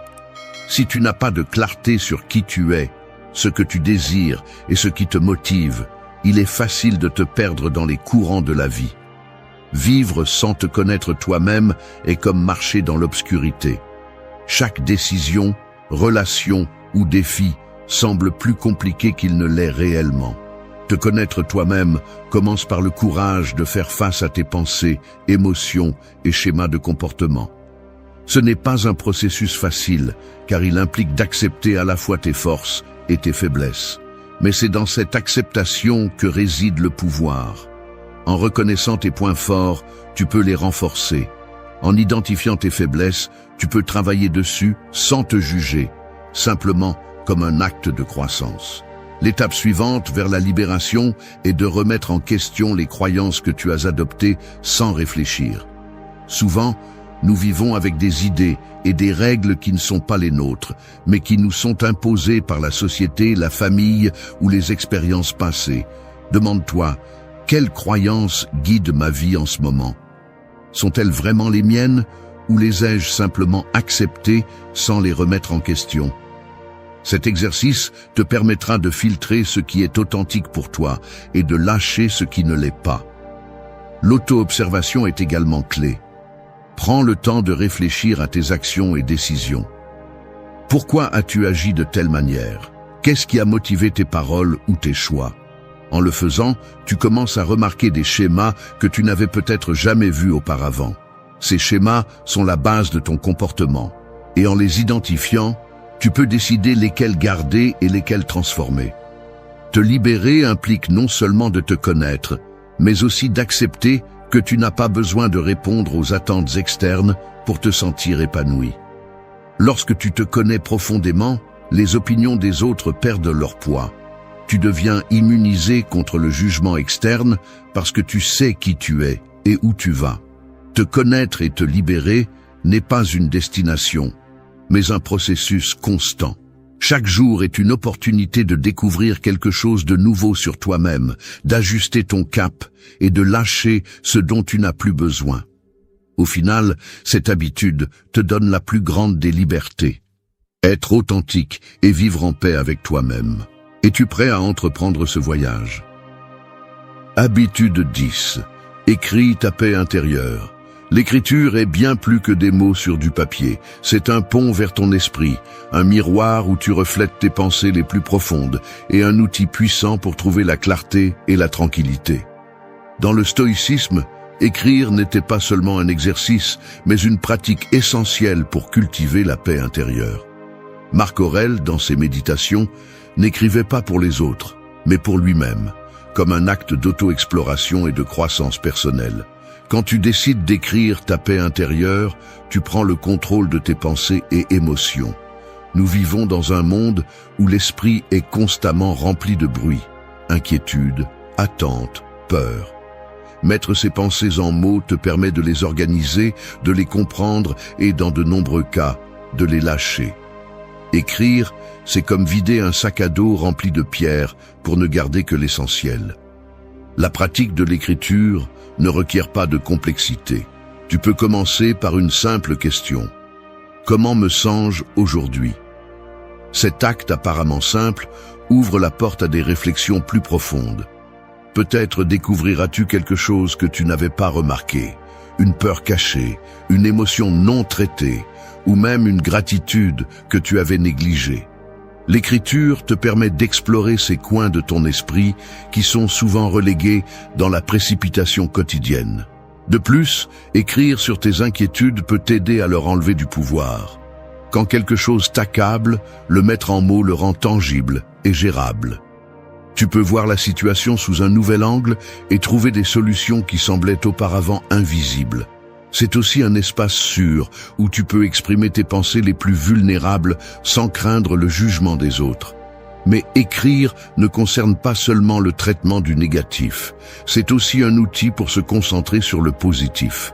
Consacre quelques minutes chaque jour à écrire sur ce que tu apprécies, tes réussites, ou simplement quelque chose qui t'a fait sourire. Cette habitude renforce une mentalité de gratitude et de calme, t'éloignant de la négativité qui consomme souvent l'esprit. L'écriture est aussi une forme de dialogue avec toi-même. Elle te permet de te connaître, de comprendre ce qui te motive, ce que tu crains et ce que tu désires. C'est un espace où tu peux te remettre en question et trouver tes propres réponses. Ce processus d'introspection non seulement favorise la paix intérieure, mais renforce également ta confiance en toi. Enfin, écrire ta paix intérieure est un acte de création. Chaque mot que tu mets sur le papier est un pas vers un esprit plus calme et organisé. Peu importe si tu écris beaucoup ou peu, l'important est que chaque mot soit un reflet de toi. Que se passerait-il si tu prenais 5 minutes par jour pour écrire? Peut-être découvriras-tu que la paix que tu cherches à l'extérieur a toujours été en toi, attendant d'être écrite. Merci d'être resté jusqu'à la fin de la vidéo. Si vous avez tout vu, commentez « Je suis stoïcien ». L'esprit n'est pas détruit par ce qui se passe à l'extérieur, mais par ce que tu permets de se passer à l'intérieur. C'est la vérité que peu de gens acceptent. Ce ne sont pas les circonstances qui te brisent, mais les pensées que tu choisis de nourrir. Un esprit sale, rempli de peur, de rancœur ou de culpabilité, transforme n'importe quel jour en une prison. Un esprit propre, en revanche, peut transformer même la douleur en sagesse. Le stoïcisme enseigne que le champ de bataille le plus important n'est pas dans le monde, mais dans ta tête. Si ton esprit est désordonné, rien d'autre ne fonctionnera.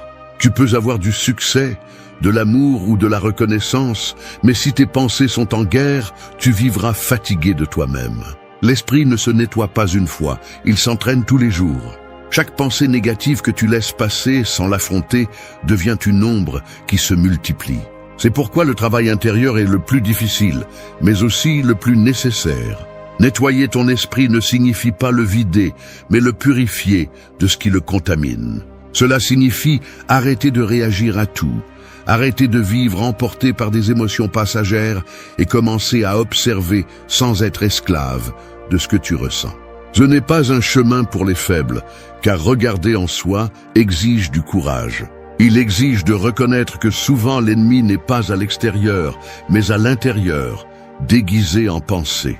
Mais si tu apprends à maîtriser ton esprit, à observer sans juger, à lâcher ce que tu ne contrôles pas et à cultiver le calme, tu découvriras quelque chose de puissant. La véritable liberté n'arrive pas quand tout va bien, mais quand rien ne peut perturber ta paix intérieure. 1. Observe tes pensées. L'esprit est comme un ciel immense où les idées apparaissent et disparaissent comme des nuages. Certaines sont légères, passent rapidement et laissent place à la clarté, mais d'autres deviennent denses, sombres, lourdes et finissent par tout recouvrir. Si tu n'apprends pas à les observer, tu finiras par croire que tu es la tempête, alors qu'en réalité, tu as toujours été le ciel. C'est la différence entre vivre dominé par l'esprit ou vivre en contrôle de celui-ci. La plupart des gens ne pensent pas, ils réagissent. Ils vont de pensée en pensée, sautant d'inquiétude en inquiétude, sans prendre le temps de regarder ce qui se passe dans leur tête. Et ainsi, ils deviennent esclaves de leur propre bruit intérieur. Observer tes pensées, c'est comme allumer une lampe dans une pièce sombre. Au début, tu es surpris par tout ce que tu vois. Tu découvres de vieilles peurs cachées, des culpabilités accumulées, des mots que tu te répètes depuis des années sans t'en rendre compte. Mais une fois que tu les vois, ils ne peuvent plus te dominer. Les pensées n'ont de pouvoir que lorsque tu les crois sans les remettre en question. Quand tu les observes, elles perdent de leur force. Le stoïcisme enseigne que tu ne peux pas contrôler ce qui apparaît dans ton esprit, mais tu peux décider quoi en faire. Une pensée n'est pas un ordre, c'est juste un visiteur. Certains doivent rester pour t'apprendre quelque chose, d'autres doivent simplement partir. Chaque pensée que tu acceptes façonne ta réalité. Si ton esprit est plein de plaintes, tu verras des problèmes partout. S'il est plein de gratitude, tu verras des opportunités là où les autres ne voient que des obstacles. C'est pourquoi l'observation est la première étape vers le nettoyage mental. Cela signifie regarder sans réagir, comprendre sans juger, ressentir sans fuir. Quand tu y parviens, tu découvres que beaucoup de tes batailles étaient imaginaires, créées par des pensées répétées que tu n'as jamais remises en question. Observer tes pensées n'est pas un acte passif, c'est un acte de pouvoir. C'est te dire à toi-même « Je ne suis pas mon esprit, je suis celui qui l'observe ». C'est rompre l'identification avec la peur, avec la culpabilité, avec le passé. C'est reprendre l'autorité sur toi. Dans le silence de l'observation naît la clarté, et dans la clarté naît la liberté. Il ne s'agit pas d'éliminer les pensées, mais de choisir dans lesquelles tu vas investir ton énergie. Chaque jour, tu auras des centaines d'idées, d'émotions et de réactions, mais tu es le seul à décider lesquelles tu permets de grandir. Si tu cultives des pensées de discipline, de sérénité et de concentration, ton esprit devient ton allié. Si tu nourris des pensées de doute et de plainte, il devient ton geôlier. Le stoïcien ne cherche pas à arrêter de penser, il cherche à penser mieux. Et pour penser mieux, il faut d'abord observer. Alors arrête-toi. Ne fuis pas le bruit mental, regarde-le calmement. N'essaie pas de forcer le silence. Observe simplement le désordre jusqu'à ce qu'il commence à s'organiser de lui-même. Car quand tu regardes attentivement, tu découvres que derrière tout ce mouvement interne, il y a quelque chose qui ne change pas. Ta conscience. C'est ton véritable centre, l'endroit où aucune pensée ne peut te toucher. C'est de là que commence la liberté, c'est de là que commence le nettoyage intérieur. 2. Lâche ce que tu ne contrôles pas. Chaque personne porte une corde invisible qui la lie à tout ce qu'elle essaie de contrôler. Cette corde se tend chaque fois que les choses ne se passent pas comme prévu, et avec le temps, elle commence à étouffer. Le désir de contrôle se déguise en responsabilité, en perfectionnisme, en soin, mais derrière ce masque, il n'y a que de la peur. Peur de perdre, peur de ne pas pouvoir, peur que la vie ne suive pas le scénario que tu as imaginé. Plus tu luttes pour tout maintenir, plus vite cela t'échappe entre les doigts. Lâcher prise n'est pas abandonner. C'est libérer l'énergie qui est gaspillée en essayant de changer ce qui n'a jamais été entre tes mains.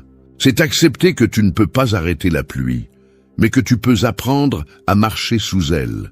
Le stoïcisme enseigne que la souffrance naît de l'attachement à l'incontrôlable. Vouloir que le passé soit différent ou que les autres agissent comme tu le souhaites est une bataille perdue. La seule chose qui t'appartient vraiment est ton jugement, ton attitude et ton action. Tout le reste est un décor qui change sans te demander la permission. L'esprit obsédé par le contrôle vit en tension constante. Il planifie chaque détail, anticipe chaque erreur possible et, malgré tout, se frustre lorsque la réalité ne coopère pas. Le contrôle est une illusion qui promet la sécurité, mais ne livre que l'anxiété. Quand tu lâches prise, en revanche, quelque chose d'inattendu arrive, la légèreté. Tu cesses de résister et commences à couler. Le calme ne vient pas parce que tout est sous contrôle, mais parce que tu n'en as plus besoin. Lâcher ce que tu ne peux pas changer ne signifie pas l'indifférence, cela signifie l'intelligence émotionnelle. Cela signifie savoir où investir ta force. Celui qui dépense son énergie à essayer de gérer l'inévitable finit épuisé avant l'heure. Celui qui la dirige vers ce qu'il peut contrôler grandit, se renforce et maintient son centre. Les stoïciens n'étaient pas conformistes, ils étaient réalistes. Ils comprenaient que la sérénité naît de la distinction entre ce qui dépend de toi et ce qui ne dépend pas.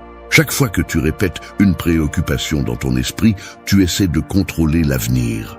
Chaque fois que tu revives une conversation du passé, tu essaies de réécrire ce qui a déjà été. Cette usure invisible te vole le présent. Et sans présent, il n'y a pas de clarté. Lâcher prise, c'est décider d'habiter le moment. C'est regarder ce qui se passe sans le juger comme bon ou mauvais, simplement comme ce qu'il est. L'acceptation n'élimine pas la douleur, mais la rend supportable. L'acte de lâcher prise implique aussi l'humilité. C'est reconnaître que la vie ne tourne pas à ta mesure. Tu peux planifier, t'efforcer et pourtant échouer. Et ce n'est pas une injustice, c'est la nature. Tout change, tout passe, tout se transforme. Résister à cela, c'est lutter contre l'essence même de l'existence. Le sage n'essaie pas de contrôler le courant, il apprend à le naviguer. Et pendant que les autres coulent en essayant de pousser l'eau, lui avance avec moins d'efforts. Le contrôle est addictif, car il donne une sensation de pouvoir momentanée.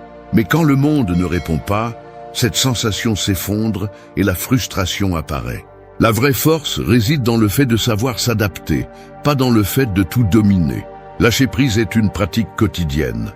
Lâcher ce qui n'a pas marché, lâcher ce qui ne convient plus, lâcher même le besoin de tout comprendre.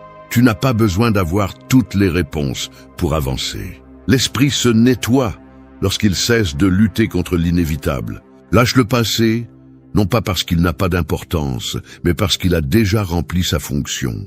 Lâche le besoin de contrôler les gens, non pas parce qu'ils ne t'intéressent pas, mais parce que leur chemin ne dépend pas de toi. Lâche l'obsession du futur, parce que l'anxiété ne le changera jamais. Tout ce que tu ne contrôles pas ne mérite pas ta paix. C'est l'enseignement le plus pratique du stoïcisme. Choisis où tu mets ton énergie et le reste, laisse-le partir avec dignité. 3. Silence ton esprit.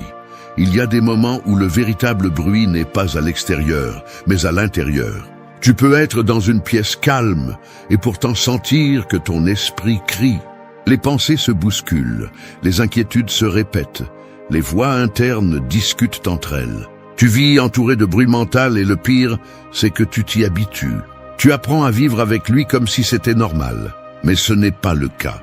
L'esprit bruyant vole de l'énergie, déforme la réalité et t'éloigne du présent. Le faire taire n'est pas un luxe. C'est une nécessité si tu veux retrouver ton pouvoir intérieur. L'esprit a besoin de silence, comme le corps a besoin de repos. Sans silence, il n'y a pas de clarté. Sans clarté, il n'y a pas de direction. Le stoïcisme enseigne que celui qui ne maîtrise pas son esprit finit par servir ses pensées. Et servir un esprit désordonné, c'est vivre dans le chaos. Le bruit mental est le résultat d'années sans observer, sans nettoyer, sans faire de pause. C'est l'accumulation de ce que tu n'as pas lâché, de ce que tu n'as pas dit, de ce que tu n'as pas pardonné. C'est pourquoi, lorsque tu gardes le silence, tu ne t'évades pas, tu te réorganises. Le silence n'est pas le vide, c'est la présence. Quand tu apprends à faire taire ton esprit, quelque chose de puissant se produit. Tu commences à remarquer les pensées qui passaient auparavant inaperçues. Tu te rends compte de la façon dont tu te parles, de combien tu te critiques, de combien de fois tu revivis le même problème. Et dans cette prise de conscience commence le nettoyage. Tu n'as pas besoin de te battre avec ton esprit pour le faire taire. Tu as juste besoin de l'observer avec patience, comme celui qui regarde la mer en attendant que la marée baisse. Le calme arrive de lui-même quand tu cesses de résister. Faire taire l'esprit ne signifie pas arrêter de penser. Cela signifie choisir quand et à quoi penser. Cela signifie apprendre à utiliser l'esprit comme un outil et non comme un maître. Cela signifie pouvoir s'asseoir avec soi-même sans ressentir d'anxiété. C'est le test de la maîtrise intérieure. Être en silence et ne pas avoir besoin de se distraire. Quand tu y parviens, le bruit du monde perd son pouvoir sur toi. Le silence est le terrain où la sagesse grandit. Au milieu du tumulte, tu n'entends rien, mais dans le calme, tu commences à tout comprendre. L'esprit calme voit les choses telles qu'elles sont, pas comme il craint qu'elles soient.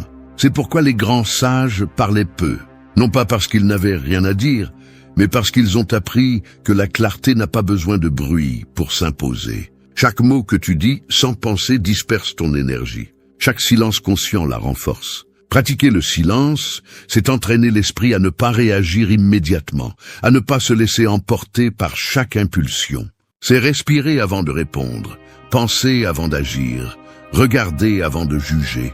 C'est comprendre que tout ne mérite pas ton attention ni ta réponse. Quand ton esprit se tait, ton esprit parle. Et dans ce dialogue sans mots, tu te réconcilies avec toi-même. Tu ne peux pas contrôler ce que le monde dit, mais tu peux décider combien de paix tu garderas à l'intérieur. Faire taire l'esprit, c'est revenir à ton centre. C'est revenir à ce point où rien d'extérieur n'a le pouvoir de te perturber. Et quand tu arrives là, tu découvres quelque chose qui change tout. Le silence n'est pas l'absence de bruit, c'est la présence absolue de toi-même. Et 4. Chercher des moments de calme. La vie moderne est devenue une course où personne ne sait exactement où il va, mais tout le monde court pour ne pas être laissé pour compte. Ils courent avec le téléphone à la main, l'esprit dans le futur et l'âme nulle part. Le calme est devenu un luxe que peu de gens se souviennent de ce que c'est. Cependant, les stoïciens enseignaient que la sérénité ne se trouve pas en fuyant le monde, mais en apprenant à rester au milieu de celui-ci sans se perdre.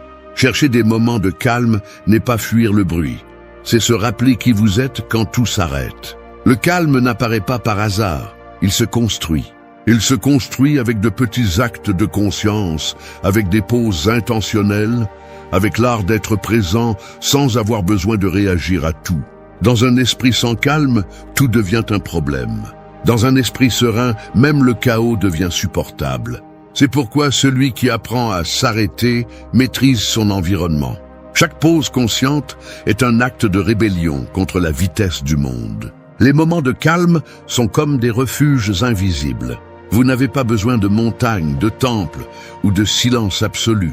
Parfois, il suffit de fermer les yeux pendant quelques secondes et de se rappeler que vous n'êtes pas vos pensées ni vos émotions, mais celui qui les observe. Cette distance intérieure est le pouvoir. C'est l'espace où vous retrouvez clarté et force. Lorsque vous ne vous donnez pas cet espace, vous réagissez impulsivement. Vous dites ce que vous ne vouliez pas, vous faites ce que vous ne deviez pas, et vous finissez par le regretter. Mais quand vous apprenez à vous arrêter, vous pouvez répondre avec sagesse. Chercher le calme ne signifie pas se déconnecter du monde. Cela signifie se reconnecter avec soi-même. Cela signifie arrêter de chercher l'approbation des autres, arrêter de se soucier de ce qui ne dépend pas de vous et se concentrer sur le maintien d'un esprit stable en toutes circonstances. Dans ce calme, vous découvrez quelque chose que peu de gens parviennent à comprendre. Le calme ne se trouve pas dans les endroits tranquilles, mais dans les esprits qui savent rester calmes, même au milieu du bruit. Lorsque vous pratiquez le calme, votre perception change. Les mêmes problèmes semblent plus petits. Les personnes difficiles ne vous affectent plus autant, et les émotions intenses perdent de leur force. Non pas parce que le monde est devenu plus facile, mais parce que vous êtes devenu plus stable. Cette stabilité est le cœur du stoïcisme, la maîtrise de soi face à ce qui ne peut être contrôlé. Vous n'avez pas besoin de plus de temps, d'argent ou de chance, vous avez besoin de plus de silence intérieur. Le calme est une pratique quotidienne. Chaque jour, quelque chose essaiera de rompre votre équilibre. Une nouvelle, un message, une conversation, une préoccupation. Mais si vous répondez avec sérénité, pas avec réaction, le pouvoir revient à vous. Les gens forts ne sont pas ceux qui ne se dérangent jamais, mais ceux qui apprennent à retrouver leur centre encore et encore. Le calme ne s'impose pas, il se cultive. Il est nourri par la respiration, la présence, la conscience que rien d'externe ne mérite de ruiner votre paix. Quand vous arrivez à ce point, la vie continue à faire du bruit, mais elle ne vous emporte plus. Vous apprenez à marcher sans hâte, à agir sans anxiété, à penser sans peur. C'est la victoire la plus silencieuse, celle que personne ne voit, mais que tout le monde ressent. Parce que lorsque votre calme est ferme, votre énergie devient imperturbable. Et celui qui maîtrise son calme maîtrise sa vie. 5. Respirez consciemment. La respiration est le pont invisible entre le corps et l'esprit. Elle est avec vous depuis le premier instant de la vie, mais vous lui prêtez rarement attention. Vous respirez sans vous en rendre compte, comme si cet acte simple n'avait aucun pouvoir. Et pourtant, à chaque inhalation, vous avez l'opportunité d'apaiser le chaos ou de l'attiser. Celui qui ne sait pas respirer ne sait pas s'arrêter. Et celui qui ne sait pas s'arrêter vit piégé dans l'agitation constante de ses pensées. Respirer consciemment, c'est l'art de revenir au présent. Chaque respiration profonde est un rappel que vous êtes vivant ici et maintenant, pas dans le passé qui n'existe plus, ni dans le futur qui n'est pas encore arrivé. Les stoïciens parlaient de l'importance de la présence, et la respiration consciente en est la manifestation la plus pratique. Car pendant que le corps respire, l'esprit s'adapte. L'air entre et nettoie ce qui est superflu, sort et laisse de la place pour le nouveau. C'est un acte simple, mais plein de pouvoir. Chaque fois que vous respirez sans conscience, vous vous déconnectez. Vous réagissez par impulsion, vous parlez sans réfléchir, vous prenez des décisions sous tension. Mais quand vous faites une pause, quand vous inspirez profondément et expirez avec intention, vous changez votre fréquence. La respiration consciente transforme le bruit mental en clarté. Ce n'est pas de la magie, c'est de la physiologie et de l'attention. Le corps se calme, le cœur se stabilise et l'esprit comprend qu'il n'y a pas de hâte. À ce moment-là, vous reprenez le contrôle. La respiration est l'outil le plus sous-estimé de l'être humain. Elle est toujours disponible, ne coûte rien et pourtant, peu de gens l'utilisent pour trouver l'équilibre. Quand vous respirez consciemment, vous entraînez votre esprit à répondre calmement, même sous pression.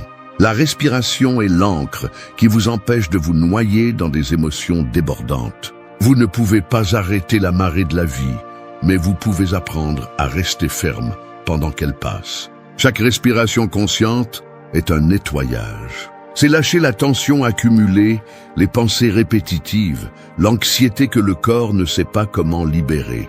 Quand vous vous arrêtez pour respirer profondément, vous envoyez un message clair à votre esprit.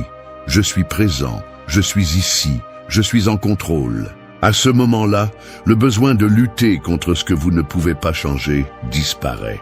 Il ne reste que le calme, le rythme naturel de l'être. La maîtrise de l'esprit commence par la maîtrise de la respiration.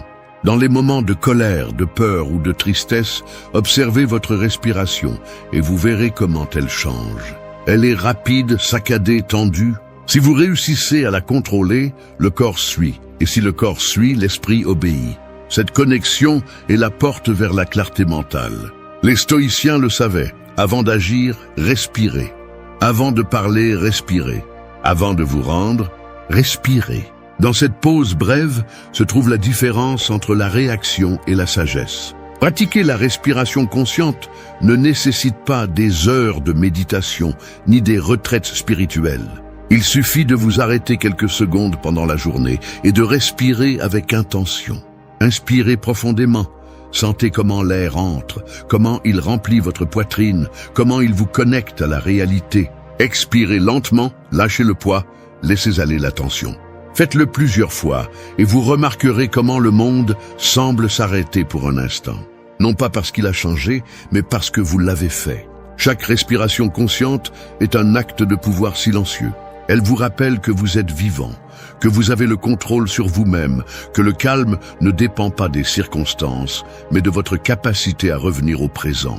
L'esprit se nettoie quand vous respirez avec un but, quand chaque inhalation devient une affirmation de force intérieure. C'est ainsi que l'on entraîne la sérénité, une respiration à la fois. 6. Pardonne et avance. Il y a des blessures qui ne saignent pas mais qui pèsent lourd. Tu les portes en silence, comme des pierres dans ta poitrine, et même si ton corps continue de marcher, ton âme reste bloquée à l'endroit où elle a été blessée. La rancune est une chaîne invisible qui lie le passé au présent. Tu penses que la haine te donne du pouvoir, mais en réalité, elle te consume. Et pendant que tu attends que l'autre personne répare les dégâts, le temps s'échappe, l'esprit se salit et la paix se dissout. Le pardon n'est pas une faveur que tu fais aux autres, c'est un nettoyage profond que tu fais en toi. Les stoïciens comprenaient que le ressentiment est une forme d'esclavage émotionnel. Tant que tu te souviens de ce qu'on t'a fait avec colère, tu restes prisonnier de cet instant.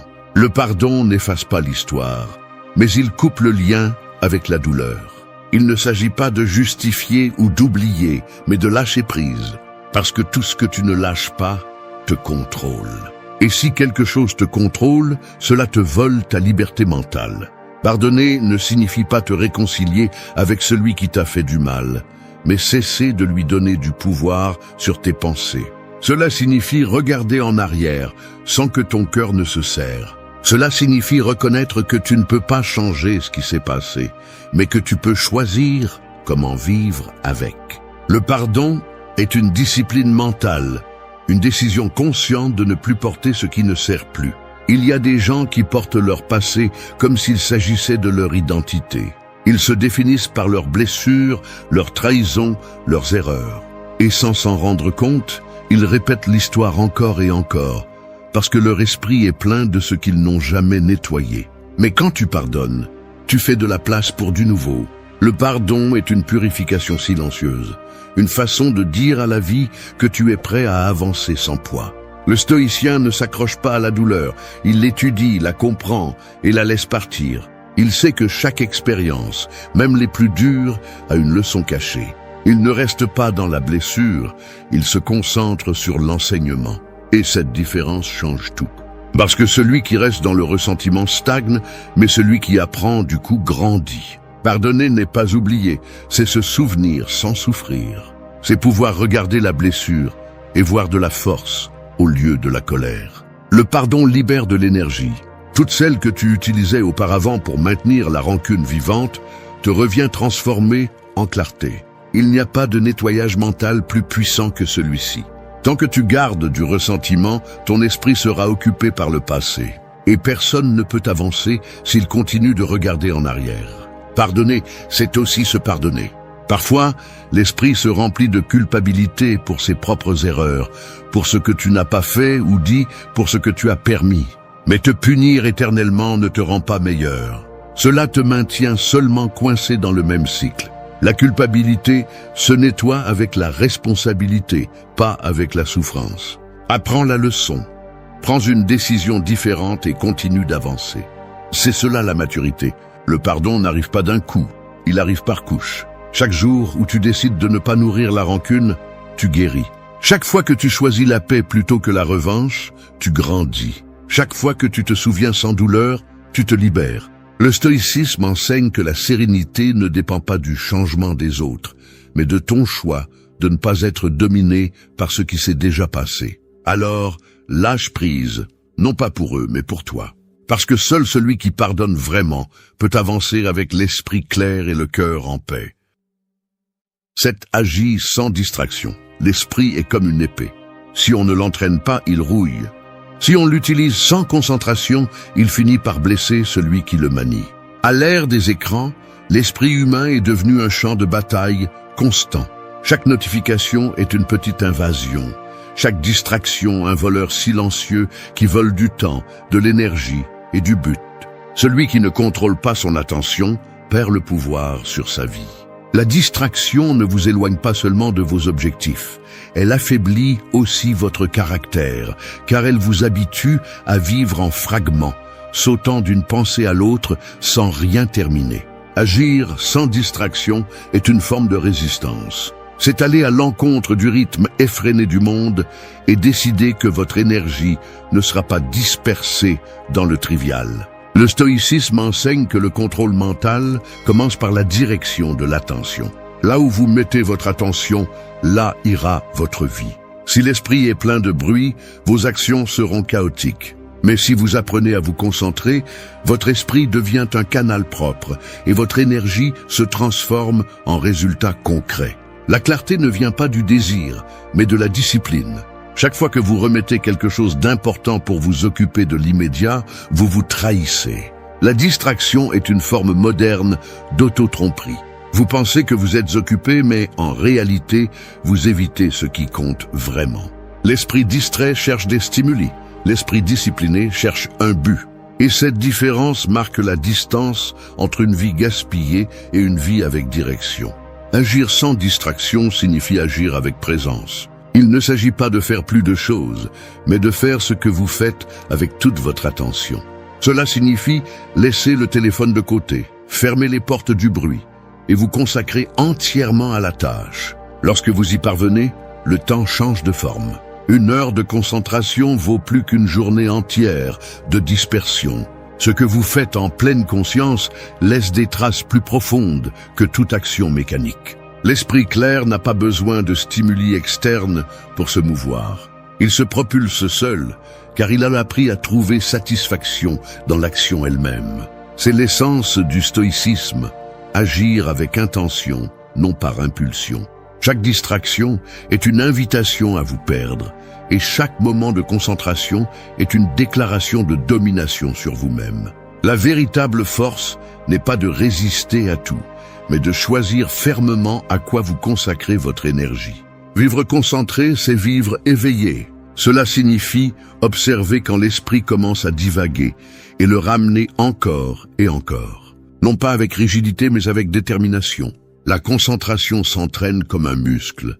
Plus vous l'utilisez, plus elle devient forte. Lorsque vous vous habituez à travailler sans distraction, à penser sans interruption, à agir sans avoir besoin de motivation constante, votre esprit devient un outil affûté. Et un esprit affûté coupe la confusion avec facilité. La concentration ne consiste pas à tout faire parfaitement, mais à faire une chose à la fois avec une présence totale. Les personnes qui accomplissent de grandes choses ne sont pas les plus intelligentes, elles sont les plus constantes. Elles ont appris à ignorer ce qui n'ajoute rien, à diriger leur esprit comme un rayon plutôt qu'à le disperser comme de la fumée. Agir sans distraction, c'est vivre avec un but. C'est comprendre que chaque minute que vous perdez dans le trivial est une minute que vous volez à l'essentiel. Lorsque vous maîtrisez votre attention, vous maîtrisez votre destin. Et dans un monde qui cherche constamment à vous distraire, rester concentré est l'acte de liberté le plus puissant que vous pouvez exercer. 8. Cultivez le calme. L'esprit est comme un lac. Quand le vent souffle fort, l'eau s'agite, les images se déforment et tout semble confus. Mais quand l'air se calme, le lac devient un miroir, reflétant clairement tout ce qui l'entoure. Il en va de même pour l'âme. Tant que vous êtes agité par l'anxiété, la peur ou la hâte, rien n'est clair. Mais quand vous cultivez le calme, la pensée s'ordonne et les réponses que vous cherchiez commencent à apparaître d'elles-mêmes. Le monde actuel glorifie le mouvement constant, la productivité sans relâche, l'idée que s'arrêter est une perte de temps. Cependant, le contraire est vrai. Celui qui ne sait pas s'arrêter finit par agir sans direction, accumulant de la fatigue et vidant son esprit. Le calme n'est pas l'inactivité, c'est la préparation. C'est l'espace où l'âme se réorganise pour agir avec force et clarté. Les stoïciens le comprenaient bien. Le calme n'est pas une faiblesse, c'est la maîtrise. Car celui qui peut rester silencieux alors que tout tremble autour de lui démontre un contrôle que peu atteignent. Cultiver le calme est une pratique quotidienne. Il n'apparaît pas spontanément et ne se gagne pas en fuyant le bruit. Il se construit avec discipline, avec intention et avec présence. C'est prendre quelques minutes par jour pour se déconnecter du tumulte, pour revenir à soi. C'est éteindre le téléphone, fermer les yeux et sentir le poids de votre respiration. C'est observer les pensées sans les suivre, les laisser partir comme des feuilles emportées par le courant. Cette pratique simple est l'une des plus puissantes qui existent, car elle vous apprend à vous habiter. Lorsque vous cultivez le calme, vous découvrez que le bruit extérieur ne vous affecte plus de la même manière. Les offenses pèsent moins, les problèmes perdent leur urgence, les émotions deviennent gérables. Non pas parce que le monde est devenu plus facile, mais parce que vous êtes devenu plus fort. L'esprit calme est comme une forteresse invisible. De l'extérieur, elle peut sembler fragile, mais à l'intérieur, rien ne la secoue. C'est la véritable force, celle qui n'a pas besoin de se montrer pour exister. Le calme vous apprend aussi à écouter. Pas seulement les autres, mais vous-même. Dans le silence profond, se révèlent des vérités que le bruit cache. Vous découvrez ce qui compte vraiment pour vous, ce que vous devez lâcher, ce que vous évitez. Et cette clarté est le premier pas vers la sagesse. Celui qui ne sait pas rester calme ne peut pas se connaître, car il fuit toujours lui-même. Mais lorsque vous apprenez à rester, lorsque vous laissez le silence vous parler, vous commencez à vous comprendre avec une brutalité honnête. Ne confondez pas le calme avec la passivité. L'esprit calme n'est pas endormi. Il est éveillé d'une manière que peu comprennent. C'est le calme de l'archer avant de lâcher la flèche, la respiration du guerrier avant la bataille. Dans cet instant, il n'y a ni peur ni hâte, seulement la présence. Et de cette présence naît toute action efficace. Car un esprit calme n'agit pas par impulsion, il agit par décision. Cultiver le calme est la dernière étape du nettoyage mental. Après avoir observé, lâché, fait silence, respiré et pardonné, le calme arrive comme la culmination du processus. C'est l'état où l'esprit cesse de lutter contre lui-même. À ce stade, la pensée cesse d'être un ennemi et devient un outil. C'est le but de la maîtrise intérieure, pouvoir s'asseoir en silence avec soi-même et se sentir en paix. Lorsque vous atteignez ce calme, le monde peut continuer à tourner, le bruit peut continuer. Les problèmes peuvent survenir, mais rien ne parvient à vous sortir de votre centre. Parce que vous comprenez que la véritable stabilité ne vient pas du contrôle de l'environnement, mais de la maîtrise de l'esprit. Et celui qui maîtrise son esprit maîtrise déjà son destin. La plupart des gens ruinent leur vie simplement parce qu'ils ne savent pas se taire. Aussi simple que ça, non pas par manque de talent ou d'opportunité, mais parce qu'ils parlent trop. Parce qu'ils ne réfléchissent pas avant de lâcher la première chose qu'ils ressentent, parce qu'ils réagissent comme des animaux au lieu de répondre comme des personnes qui se contrôlent. Et après, ils regrettent. Ils se demandent pourquoi tout va mal pour eux. Mais la vérité est qu'ils creusent leur propre tombe avec chaque mot inutile qu'ils prononcent. Le silence, bien utilisé, peut vous sauver la vie. Il peut vous éviter des disputes, il peut vous aider à mieux réfléchir, il peut vous rendre plus fort. Mais personne ne vous l'enseigne. Nous vivons dans une société qui applaudit celui qui crie le plus fort, celui qui donne le plus son avis, celui qui fait le plus de bruit. Et où cela mène-t-il ? À des relations brisées, à des décisions impulsives, à des vies sans direction. Le stoïcisme a compris quelque chose que toi et moi, personne ne nous a expliqué. Que chaque mot est un choix et que chaque silence peut être un acte de pouvoir.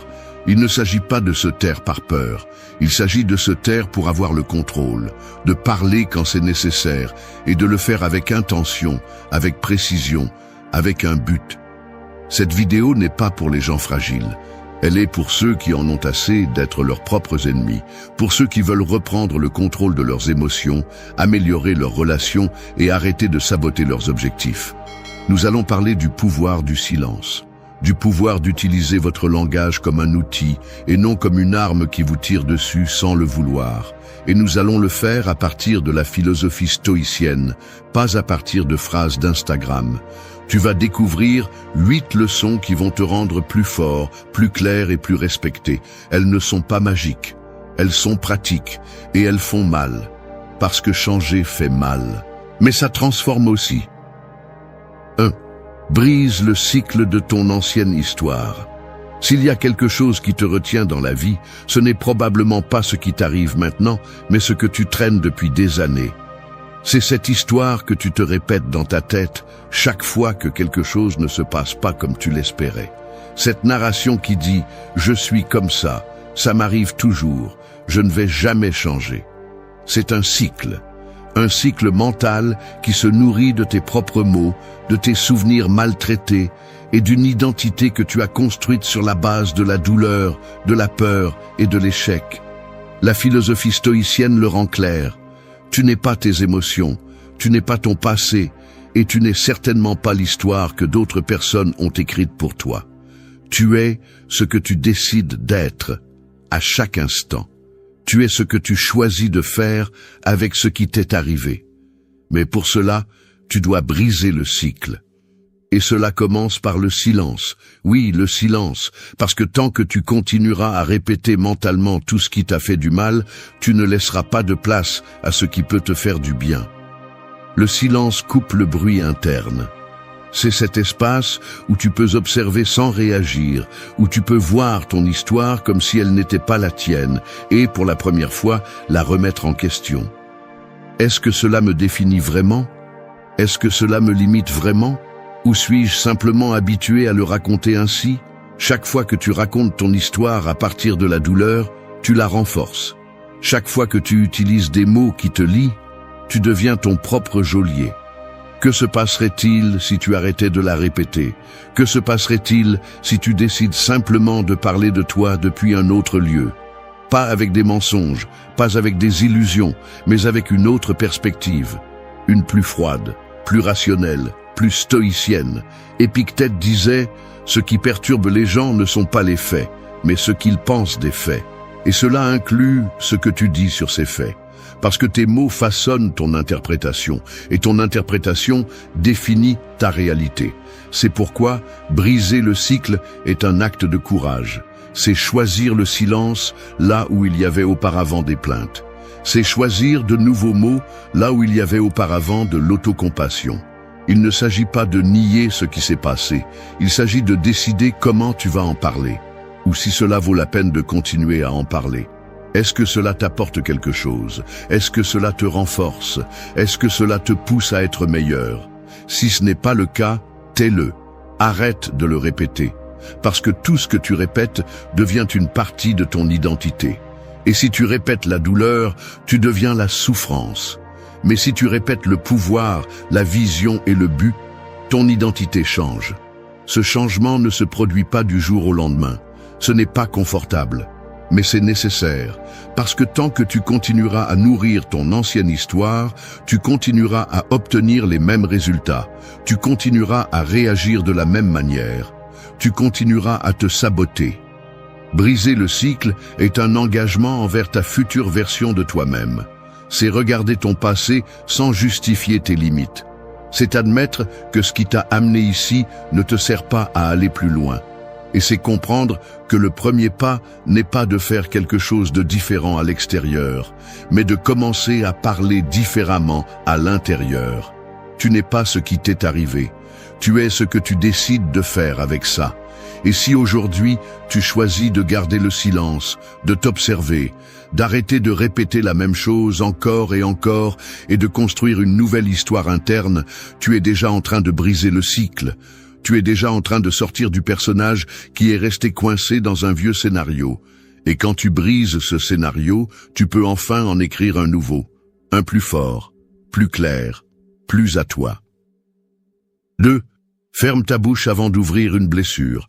Parler sans réfléchir est l'une des formes les plus courantes de destruction de ce que tu apprécies le plus.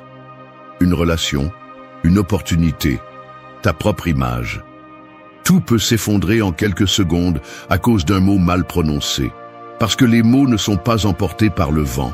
Ils restent, ils s'incrustent, ils laissent des marques que souvent même le pardon ne peut effacer. La plupart des gens vivent en réagissant.